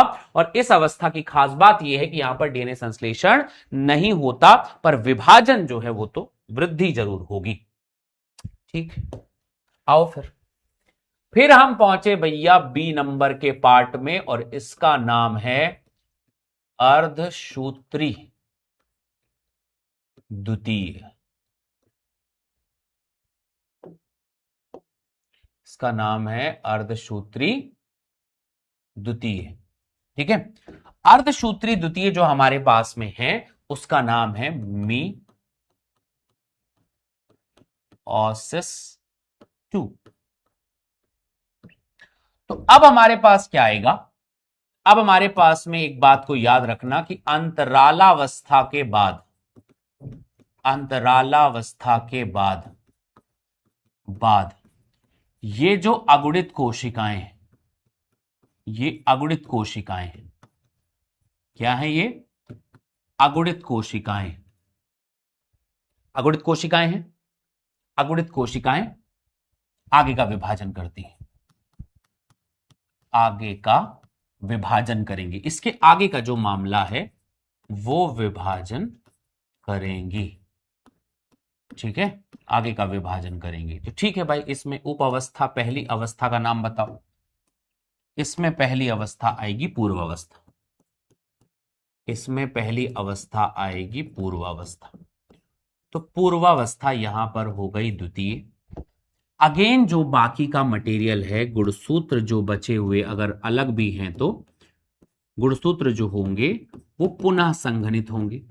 जो थोड़ा बहुत टूट भी गया होगा तो बहुत छोटे के दौर पर होंगे तो वापस संघनित होंगे। गुणसूत्र संघनित करना पूर्वावस्था का काम है भाई। इस समय जो होते हैं अंगक जो इनके पास में होते हैं वो अगर गए हैं तो पुनः विलुप्त हो गए, पुनः विलुप्त हो जाते हैं। अच्छा, अब अंगक जो है इनके पास में पुनः विलुप्त हो गए। ठीक है, जब इनके पास पुनः विलुप्त हो गए हैं तो आप इनके बारे में कहेंगे कि केंद्रक झिल्ली जो हमारे पास में है, एक मिनट इसके डायग्राम को दिखा लूं थोड़ा सा। हाँ ठीक है, केंद्रक झिल्ली जो होती है पुनः विलुप्त हो जाएगी, केंद्रक झिल्ली जो होती है पुनः विलुप्त हो जाएगी। अच्छा अच्छा अच्छा, ये सारे काम तो हम पहले से ही जानते हैं, तो गायब तो करवाना ही था। ठीक है, तो एक कोशिका ऊपर है और एक कोशिका नीचे है। ठीक है, एक कोशिका ऊपर है, एक कोशिका नीचे है। अगेन एक बात और याद रखना कि तारक केंद्र जो है, तारक केंद्र जो वहां पर होते हैं ध्रुवों की ओर गति करेंगे, ध्रुवों की ओर। ये सब लिखा हुआ नहीं रहता, जरूरी नहीं है, पर अपने को पता होना चाहिए कि भैया ये लोग गति करते। तो याद होगा आपको, मैंने ऊपर वाले डायग्राम में मैंने बताया था कि एक जो है हमारे पास ऐसा ऐसा एक डायग्राम बना था जिसे मैंने ग्रीन कलर से बनाया था, है ना? ठीक है, और उसके बाजू में एक और डायग्राम था जो थोड़ा ब्लू कलर से बना था, ब्लू कलर से बना था। इनके ध्रुवों में यहां पर ऐसे मटेरियल यहां पर ऐसे बने थे, है ना? सॉरी, अभी पहुंचा नहीं होगा ना, ये पहुंचना शुरू होगा अभी। ठीक है, तो यहां पर बनाइए इसको, ये यहां पर है, ये इधर जा रहा है, ये यहां पर है, ये भी इधर चला जा रहा है। ये गुणसूत्र यहां पर पूरी तरह से अगर समसूत्री विभाजन अगर आपने पढ़ा है तो अब कहानी बस एक महज टाइम पास कर रहे हैं और कुछ नहीं। ठीक है,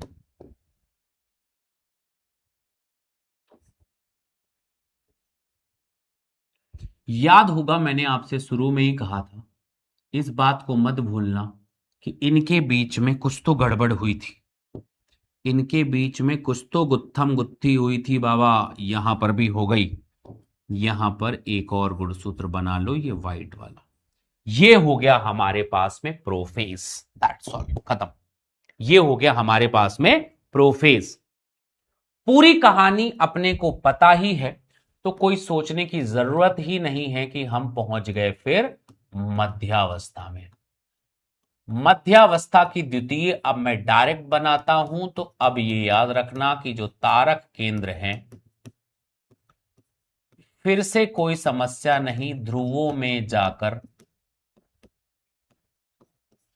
तर्कु तंतु बनाते हैं,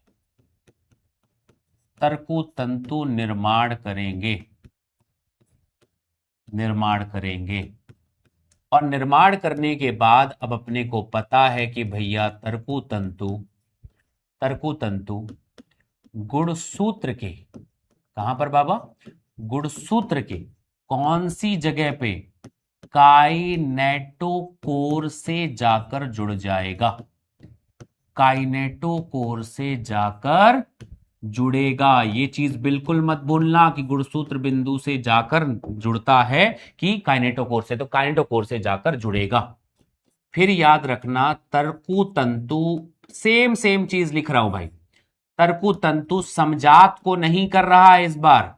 याद रखना गुणसूत्र को अब कहां पर आए हैं, मध्यावस्था प्लेट में लाता है, मध्यावस्था प्लेट में व्यवस्थित करेगा, मध्यावस्था प्लेट में व्यवस्थित करेगा। बोले बढ़िया भाई, व्यवस्थित कर दिया, खत्म। तर्कु तंतु काइनेटोकोर से जुड़ा, जो इधर उधर बहक रहे थे, इधर उधर भाग रहे थे, उनको पकड़ा, और पकड़ने के बाद बोला कि ये सबके सब एक साथ आओ, सबके सब एक साथ आओ, ठीक है, एक जगह पे आओ, लाइन लगाओ सारे के सारे। तो ये सारे के सारे ऐसा करके लाइन लगाने लगे, और एक जगह पर ही जाकर के सारे के सारे एक एक के सारे, ठीक है, ऐसा ऐसा ऐसा ऐसा ऐसा। इसकी संक्रमण अवस्था भी आई होगी, उस बात में भी कोई संदेह नहीं है आपको कि अगर संक्रमण अवस्था आई होती तो क्या होता।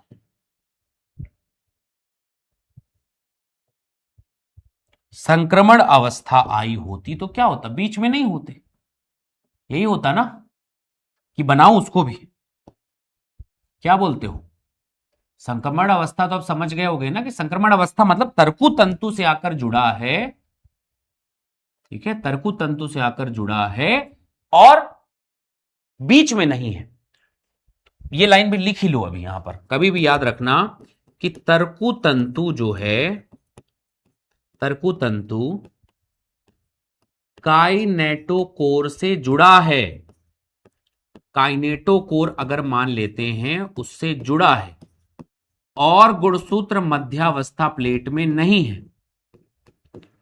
इस कंडीशन को याद रखना, गुणसूत्र मध्यावस्था की प्लेट में नहीं है, मध्यावस्था की प्लेट में नहीं है, इसे हम कहेंगे बेटा जी मध्यावस्था की संक्रमण प्रावस्था, मध्यावस्था की संक्रमण प्रावस्था हम इसको कहते हैं, ठोको ताली। ठीक, अब यहां पर जैसे कि मैंने आपको बताया हुआ है कि ये लोग भी होते हैं भाई, ये लोग भी होते हैं भाई, तो इनको बनाया जाए, इनको भी बना दिया हमने, बीचों बीच एकदम ला दिए कि नहीं भाई। अब की बार कौन बीचों बीच आया है, गुणसूत्र की समजात आया है, नहीं, गुणसूत्र आया है, ठीक, खत्म। कौन आया है, गुणसूत्र आया है। ये डायग्राम बन गया। मध्यावस्था द्वितीय में तारक केंद्र जो है भाई वो ध्रुवों की ओर गया, तरकु तंतु का निर्माण किया, तरकु तंतु के काइनेटोकोर से जाकर जुड़ेगा। ये दोनों अवस्था जो है भैया याद रखना, अगर ये शब्द आ गया तो याद रख लेना, इसे हम संक्रमण प्रावस्था कहते हैं। इसे हम कहते हैं मध्यावस्था की संक्रमण प्रावस्था कहते हैं। मतलब संक्रमण से मतलब हमारा है पूर्व, और पश्च जब हो गया तो मध्यावस्था प्लेट में आ जाएंगे। और अब की बार कौन आया है? गुणसूत्र आया है। इससे पहले कौन आया था बताइए? इससे पहले जब हम जोड़े थे तो कौन आया था? इससे पहले जब हम जोड़े थे तो समजात गुणसूत्र मध्यावस्था प्लेट में थी।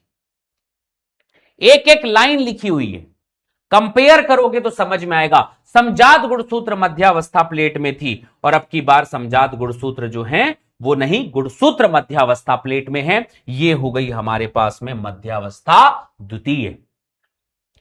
अगले पद में हमारे पास चलते हैं, हमारे पास नाम है पश्चावस्था, और ये भी है द्वितीय, मतलब एनाफेज।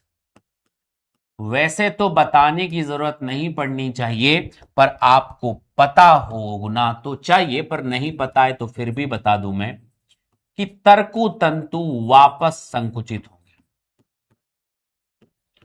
तरकु तंतु संकुचित होते हैं।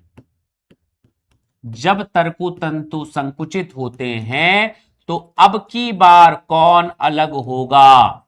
गुणसूत्र बिंदु अब अलग हुआ है। गुणसूत्र बिंदु अब अलग हुआ है। गुणसूत्र बिंदु विखंडित होते हैं। गुणसूत्र बिंदु क्या होते हैं बेटा? गुणसूत्र बिंदु होते हैं विखंडित, विखंडित होते हैं। और यहां पर जो है आपका प्यारा गुणसूत्र, गुणसूत्र जो है दो अर्ध गुणसूत्र में, दो अर्ध गुणसूत्र का मतलब क्या है? दो अर्ध गुणसूत्र का मतलब होता है दो सिस्टर क्रोमेटिड्स।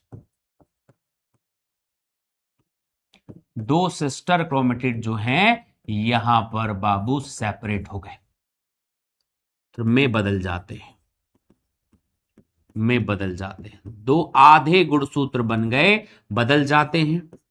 अब इसके बाद ये जो अर्ध गुणसूत्र है, अर्ध गुणसूत्र ध्रुवों की ओर गति करते हैं, ध्रुवों की ओर गति करते हैं। जाना तो पड़ेगा ही, जाएंगे कहां? दोनों के दोनों जो हैं वो ध्रुवों की ओर गति करते हैं। बनाइए भाई, बनाइए।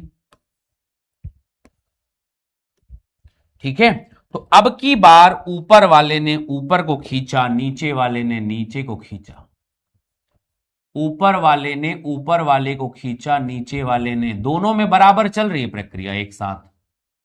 ठीक है, क्योंकि कलर हमने अलग अलग बनाया हुआ है तो आपको समझने में थोड़ी आसानी हो जाएगी। ठीक है, बनाइए, बनाते रहिए, बनाते रहिए, बनाते रहिए। एक ही डायग्राम इतने बार इतने बार इतने बार बनाइए कि आपको याद हो जाए।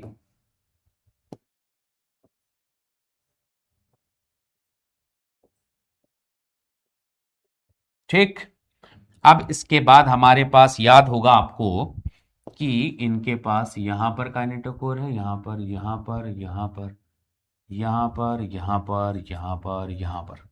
ठीक, खिंचवा दें? अरे यार थोड़ा छोटा करना चाहिए अपने को।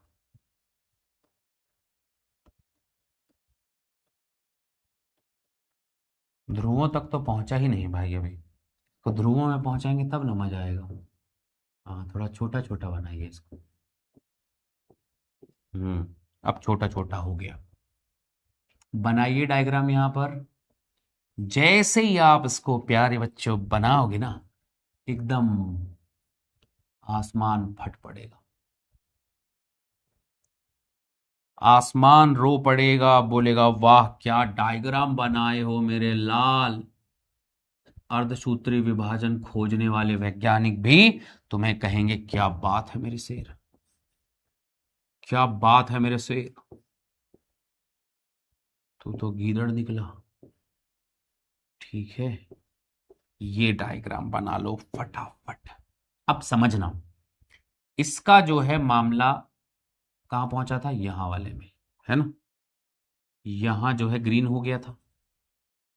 इसको नहीं छोड़ रहा मैं, इसको नहीं छोड़ रहा मैं, बार बार जहां तक जाऊंगा लेकर जाऊंगा इसको।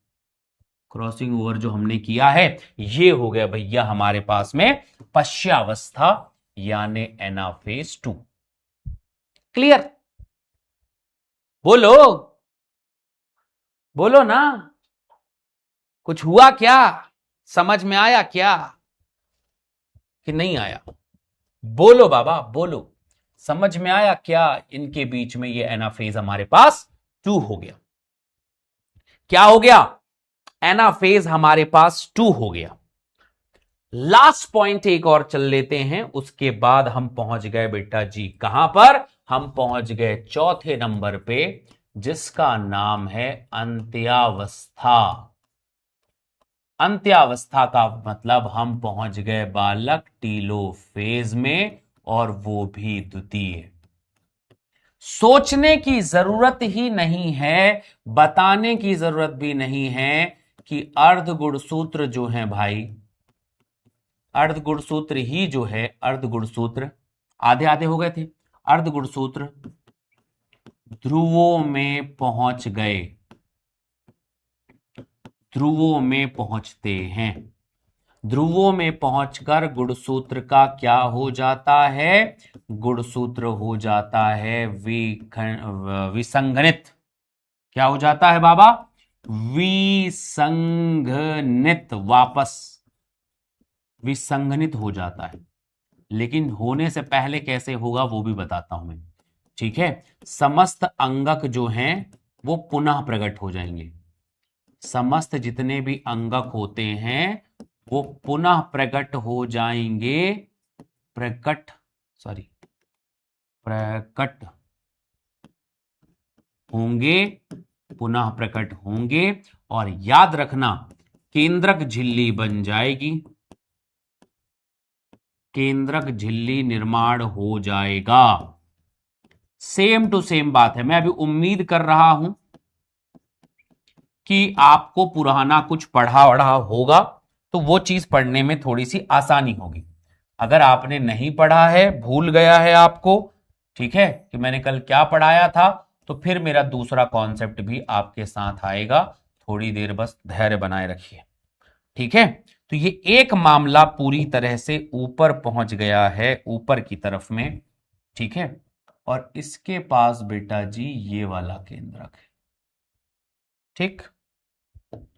और साथ ही साथ में इसके पास ये है, बना देता हूं क्योंकि अच्छा लगता है मुझे, ठीक है, अच्छा लगता है मुझे।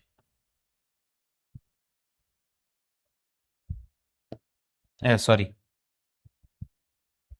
हम लोग अलग अलग कर दिए ना पूरा, ये इसको ऊपर नीचे ऊपर नीचे ऊपर नीचे भेज दिए। तो हमारे पास में फिलहाल अभी जो है ये वाला ग्रीन वाले पोर्शन को देखा जाए तो आधा ये, और इसी के साथ साथ यहां पर ब्लू वाला भी आधा। ब्लू वाला बस इसलिए बना रहा हूं ताकि आपको समझ में आए कि और भी गुणसूत्र होते हैं। ये है,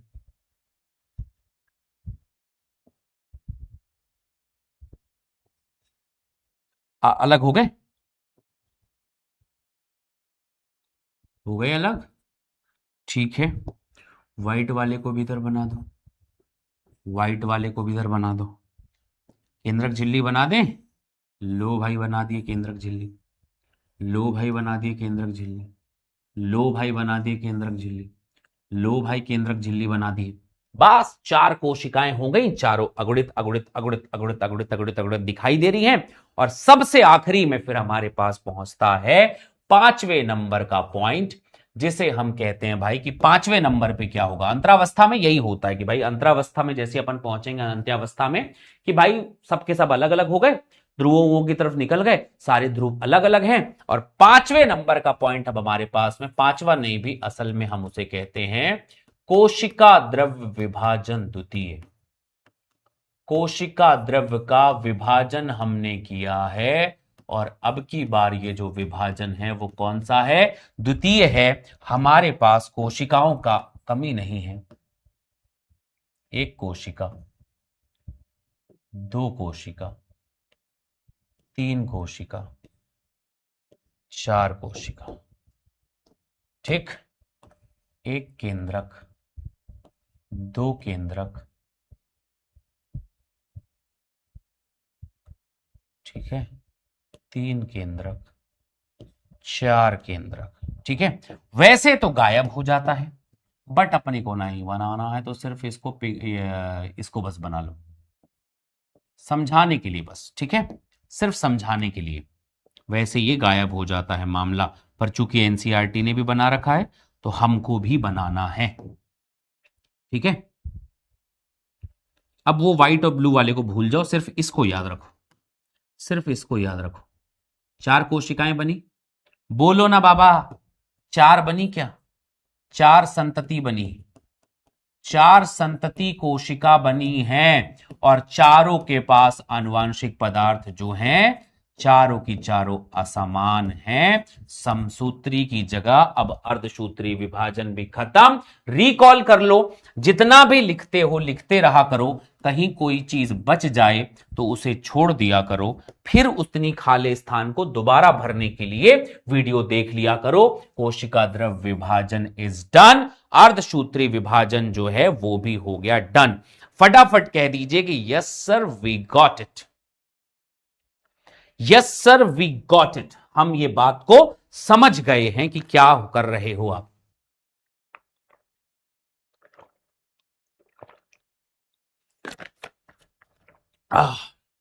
बाकी का मामला पूरा सेट है, बोल दो कि हां भाई यहां पर क्लियर हो गया है। चीजों को पढ़ना है, मैं तुम्हें पहले दिन से ही कह रहा था चीजों को पढ़ना पड़ेगा। मध्यावस्था, पश्चावस्था, अंत्यावस्था, समसूत्री पढ़ोगे तो अर्धसूत्री समझ में आएगा। अर्धसूत्री पढ़ना है तो पहले सिनेप्टोनिमल सम्मिश्र पढ़ना पड़ेगा, और फिर यह कहानी आपको याद रखनी पड़ेगी।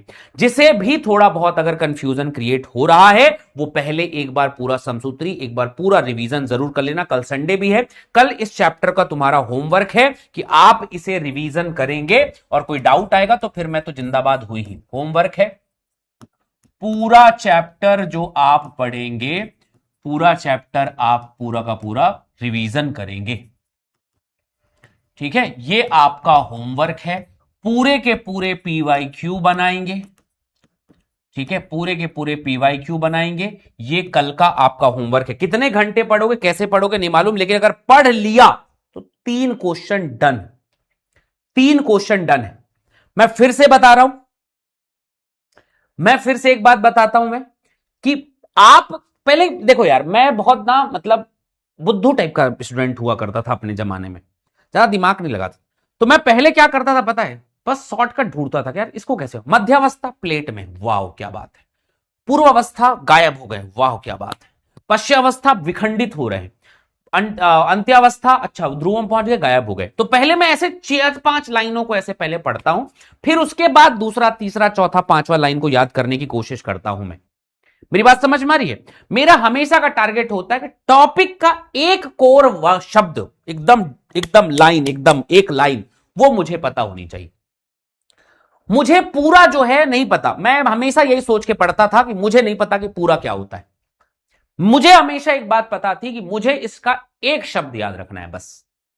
अब जैसे कोई मुझसे पूछे कि तुम पेकाइटिन के बारे में बताओ, तो मैं पहली चीज याद कर लिया था पुनर्योजन होता है। अच्छा क्यों हो जाता है? फिर ऐसा वैसा सवाल अपने आप से खुद से पूछते जाओ, हो जाएगा, खत्म। समझे बात को? इंपॉर्टेंस ऑफ मियोसिस पढ़ाया जा चुका है कि भाई समसूत्री अर्धसूत्री विभाजन करके वो सब बनते हैं। आओ एनसीईआरटी के हाईलाइट करवा देता हूं। अच्छा, एक और होमवर्क, एक और होमवर्क जो नेक्स्ट क्लास में सिर्फ देखूंगा, ओनली डायग्राम, ओनली डायग्राम आप बनाएंगे। ठीक है, जितना शुरू से लेकर लास्ट तक जितना भी मैंने पढ़ाया है वो सब का डायग्राम आप बनाएंगे। ठीक है, बनाएंगे ना? ये एक बार कर लो, बस एक बार, आज या कल तक कर लो, हो जाएगा पूरा मामला। आओ एक बार पूरा रिवीजन कर लेते हैं। ठीक है, एनसीईआरटी ने क्या क्या लिख रखा है देखो, 2 मिनट में एनसीईआरटी खत्म कर देगी। फिर हम पहुंचे पश्चावस्था में। इतना कहने के बाद युगली गुणसूत्र जो है, समजात गुणसूत्र मध्य रेखा पे आ गया। मध्यावस्था में क्या हो रहा है, बस याद रखना, समजात गुणसूत्र मध्यावस्था पे आ गया। विपरीत ध्रुवों के तर्कु तंतु सूक्ष्म नलिकाएं समजात गुणसूत्र के जोड़ों के काइनेटोकोर से जुड़े हैं। क्या अपने काइनेटोकोर से जुड़े हैं? नहीं, ये एक गुणसूत्र था, दूसरा ये वाला था। समजात गुणसूत्र के काइनेटोकोर आपको दिख रहे हैं कि नहीं दिख रहे हैं? बोलो, दिख रहे हैं? मध्यावस्था खत्म। पश्चावस्था प्रथम, समजात गुणसूत्र पृथक हो गए। कौन पृथक हुआ है? समजात गुणसूत्र पृथक। कैसे पृथक हुए हैं भाई? तर्कु तंतु खींचा होगा कि नहीं? खींचा होगा, खींचा होगा भाई, उससे हुआ होगा।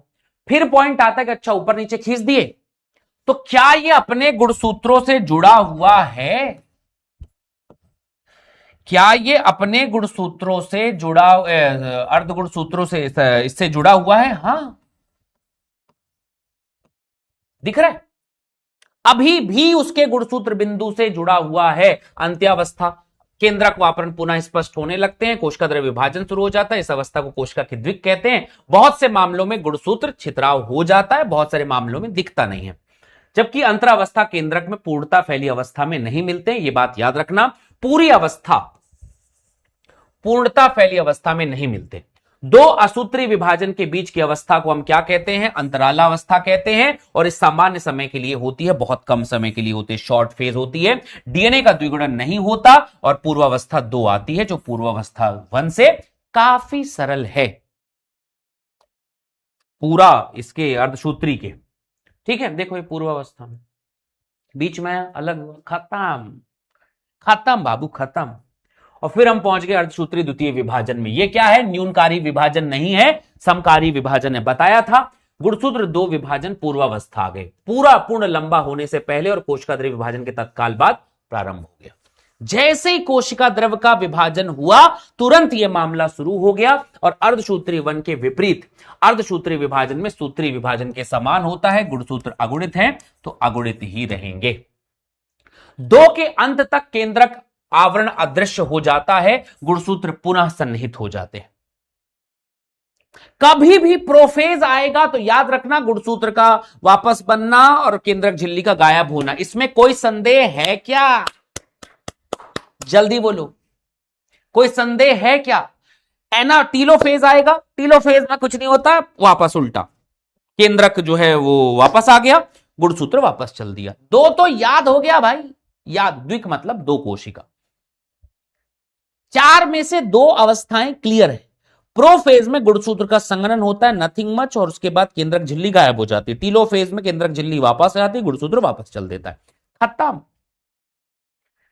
अब आगे पहुंचे तो मध्यावस्था में, अब गुणसूत्र मध्य में आ जाएगा। कैसे आ जाएगा? तर्कु तंतु लेकर आ जाएगा, मध्य में लेकर आ गया, ठीक है। आगे बीच में सूक्ष्म नलिका अर्ध गुणसूत्र के काइनेटोकोर से चिपक गए।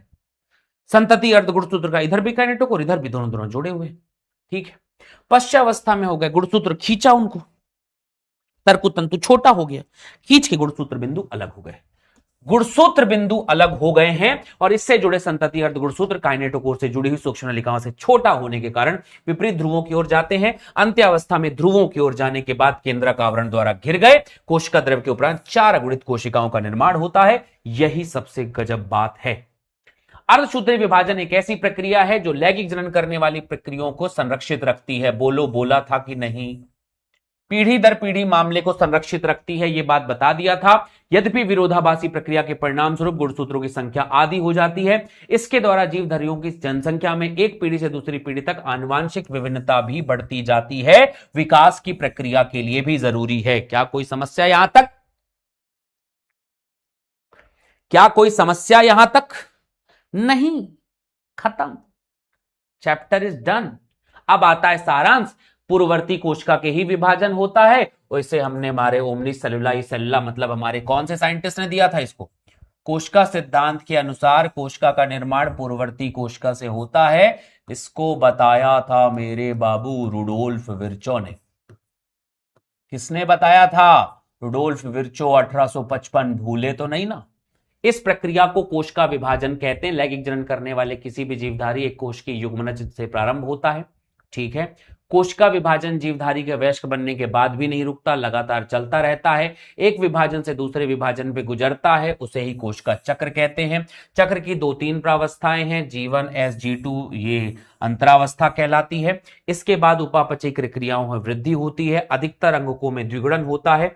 एस प्रावस्था के डीएनए प्रतिकृति द्विगुणन होता है। याद रखना, जीवन अवस्था में अधिकांश अंगकों का द्विगुणन होता है। इस लाइन को वहां पर नहीं लिखा हुआ था, ये सारांश है यहां पर, ठीक है। ये भी सामान्य सेट हो गया, हो गई बात। सूत्री विभाजन को 4 अवस्थाओं में, G2 अवस्था में कोशिका द्रव्य की वृद्धि होती है। 4 अवस्थाओं में विभाजित किया, पूर्वा, मध्या, अंत्या, पश्चात। पूर्वावस्था में गुणसूत्र संग्रहित होते हैं, तारक केंद्र विपरीत ध्रुवों की ओर जाते हैं, केंद्रक आवरण विलोपित हो जाते हैं, तर्कु तंतु दिखने लग जाता है। इतनी ही बात ध्यान रखनी है। मध्यावस्था में गुणसूत्र मध्यावस्था में आ जाता है, पश्चावस्था में गुणसूत्र बिंदु विभाजित हो जाता है, अर्ध गुणसूत्र विपरीत ध्रुवों की ओर जाने लग जाते हैं और जाने के बाद वहां पर केंद्रित केंद्रक आवरण पुनः स्पष्ट हो जाते हैं। कोई दिक्कत? कोई दिक्कत नहीं भाई साहब। इस अवस्था में अंत्यावस्था कहलाती है। केंद्रक विभाजन के बाद कोशिका द्रव्य विभाजन होता है। कोशिका द्रव्य विभाजन में समसूत्री विभाजन, इसको समविभाजन भी कहते हैं। माता पिता कोशिका में गुणसूत्रों की संख्या बराबर बनी रहती है, द्विगुणित से द्विगुणित। ठोको ताली, नाच दो मस्त एकदम बढ़िया वाला, कह दो फटाफट हो गया चैप्टर, बस मस्त। क्या कहती पब्लिक, समझ में आई हो बात तो फटाफट डन हो गया मामला, जल्दी बोलो। चैप्टर याद हुआ ना, कौन किस अवस्था में होता है?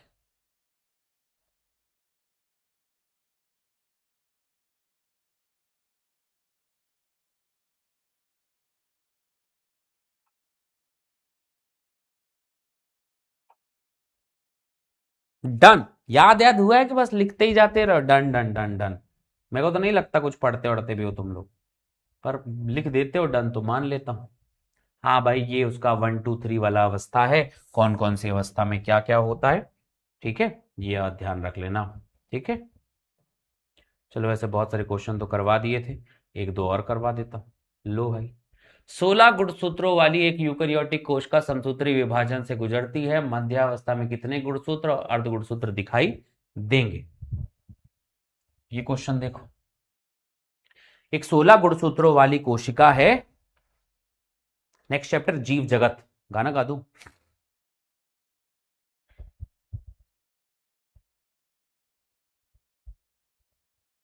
सब मिक्स हो जाता है ना शोधाना गौतम, हाँ ये तो होता ही है, आई नो। रिवीजन नहीं करेंगे तो होगा ही, थोड़ा थोड़ा करके कंप्लीट किया करो ना, पहले इतना कर लो, फिर इतना कर लो, फिर इतना कर लो, फिर इतना कर लो, तो हो जाएगा, खत्म। मॉड्यूल के क्वेश्चन करो, लिखा नहीं है लिख लेना, संडे टाइम मिलेगा। मॉड्यूल के क्वेश्चन भेज दूं? अच्छा, ये करवा रहा हूं उसमें।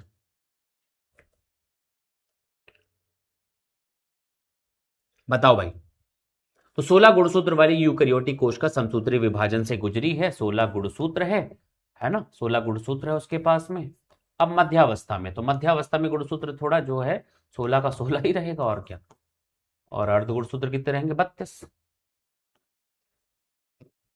ठीक है।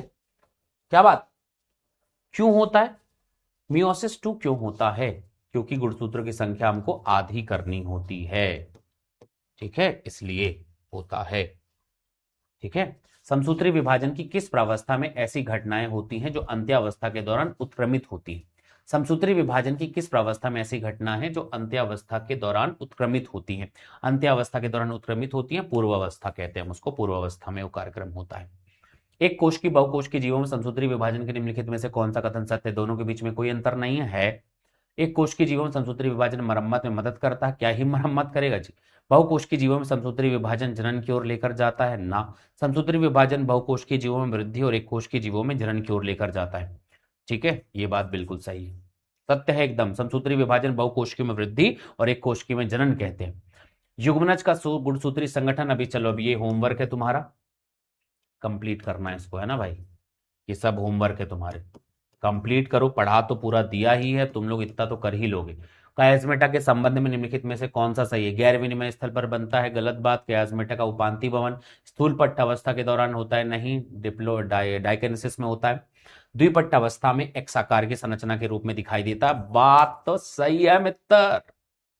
ठीक है, ये बाकी सब होमवर्क है बालक, बढ़िया से बनाओ, पढ़ो और खूब आगे बढ़ो, नीट का सिलेक्शन हो जाए, इससे बढ़िया क्या बात है। नहीं समझ में आया हो तो बता देना, एक दिन और कुछ को कुछ पढ़ा दूंगा इसको, कुछ दिन बाद थोड़ा बहुत रिकॉल करवा दूंगा आप लोगों को। लेकिन पढ़ो, पहले खुद से मेहनत करो, मेरी वीडियो को देख लेना, नहीं तो तुम तो कल से कह ही दोगे कि सर पढ़ा ही दो सर, बैठे तो हुई ही, खाली खाली तो रहते हो दिन भर, करोगे क्या, है ना? पढ़ा ही डालो, एक काम करो। ठीक है, तो ये सब क्वेश्चन तुम्हारा होमवर्क हो गया बालक, कंप्लीट कर डालो ये सब। ठीक है, ये सारे क्वेश्चन जो है तुम्हारे होमवर्क हैं, कर डालोगे ना? क्या बोलते हो भाई? तो ये टेलीग्राम हैंडल है, इसको ज्वाइन कर लीजिए। ज्वाइन करो ना, सॉल्यूशन वोल्यूशन दे दूंगा। चलो टेलीग्राम में देता हूं, चलो सॉल्यूशन देता हूं टेलीग्राम में। ठीक है, ये करो। Botany NEET Hindi by Yogesh Shukla sir. आज नहीं तो कल तक तो दे दूंगा पूरा। ठीक है, दे दूंगा। इतना सब कैसे करेंगे? एक दिन में 15-20 क्वेश्चन नहीं कर सकते हो? करो, पढ़ाया है पूरा। में एन से 2n होता है, मियोसिस 2 में 2n से n। नहीं भाई, कैसी बात करते हो? n से ही n हो जाता है, n से n। पहले जो है गुणसूत्र डबल होते हैं, वो आधे होते हैं, फिर आधे का आधा मतलब 2n से n होता है, n से n बन जाता है। ठीक है, चलो बढ़िया, thank you so much. Test test होगा तो पता चल जाएगा। थैंक यू बच्चों, आज के लिए बहुत बहुत धन्यवाद, लव यू। ठीक है, बंद किया जाए, गाना गा दूं?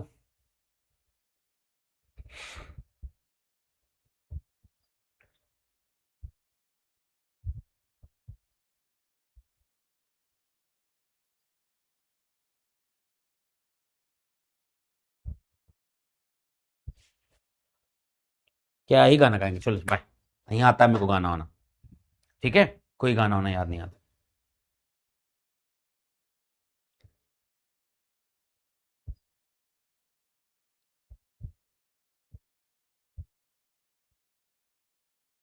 समरी तो बता दिया ना मैंने उसको, समरी बता दी है, समरी बता दी है मैंने आपको, देख लेना उसकी। ठीक है, और ये डाउट वगैरह तो जो है वो कंप्लीट तो कर। इसमें तारक केंद्र एक एक होगा, क्योंकि इसमें मियोसिस 1 के बाद फेज एब्सेंट होती है, एस फेज एब्सेंट होती है, बट गुणसूत्र तो पहले से डबल होते हैं ना उनके पास, उतने तो रहते ही हैं, एक एक नहीं, दो दो ही होता है। ठीक है, हाँ बाकी सब क्वेश्चन बताएंगे। क्या गूगल के अकॉर्डिंग क्या बोला है सर? आपने बोला है कि मान्यता सेकंड में गुणसूत्र बिंदु प्लेट पर नहीं आते हैं। एस सर, आपने बोला कि मान्यता सेकंड में गुणसूत्र बिंदु प्लेट पर। थोड़ा हिंदी में बोला करे बेटा तो थोड़ा समझ में आएगा। सभी एस फेज में दोबारा होता है कि कुछ ही फेज में होता है? और सभी फेज में दोबारा विखंडन होता है कि सब कुछ? क्या ऐसा क्वेश्चन है भाई ये सब?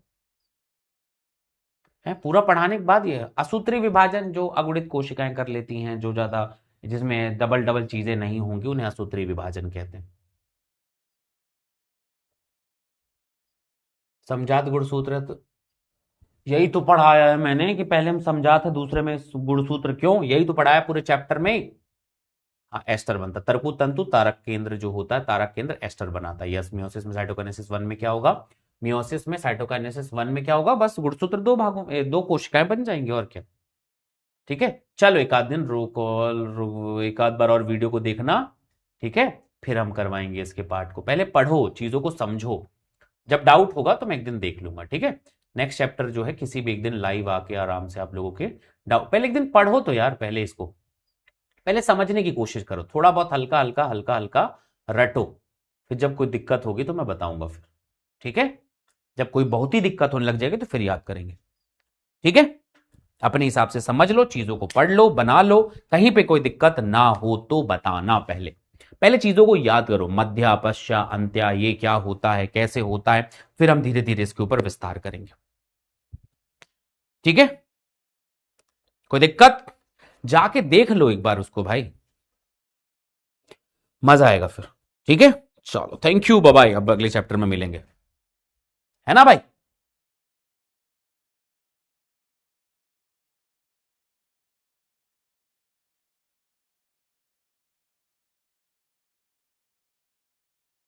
ठीक है, अरे सॉन्ग छोड़ो ना यार, इतना बड़ा चैप्टर पढ़ा है, पहले इसको बताओ।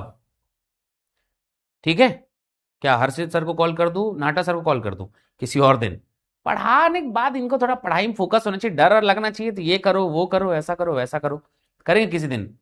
अब मैं किसी दिन हर्षित सर को ही कॉल कर दूंगा, ठीक है, तब देखना। वो अपनी क्लास ले रहे होंगे, मैं अपनी क्लास, अपन दोनों कॉल कर देंगे एक दूसरे को। ठीक है, चलो बाय बाय। उम्मीद है समझ में आया।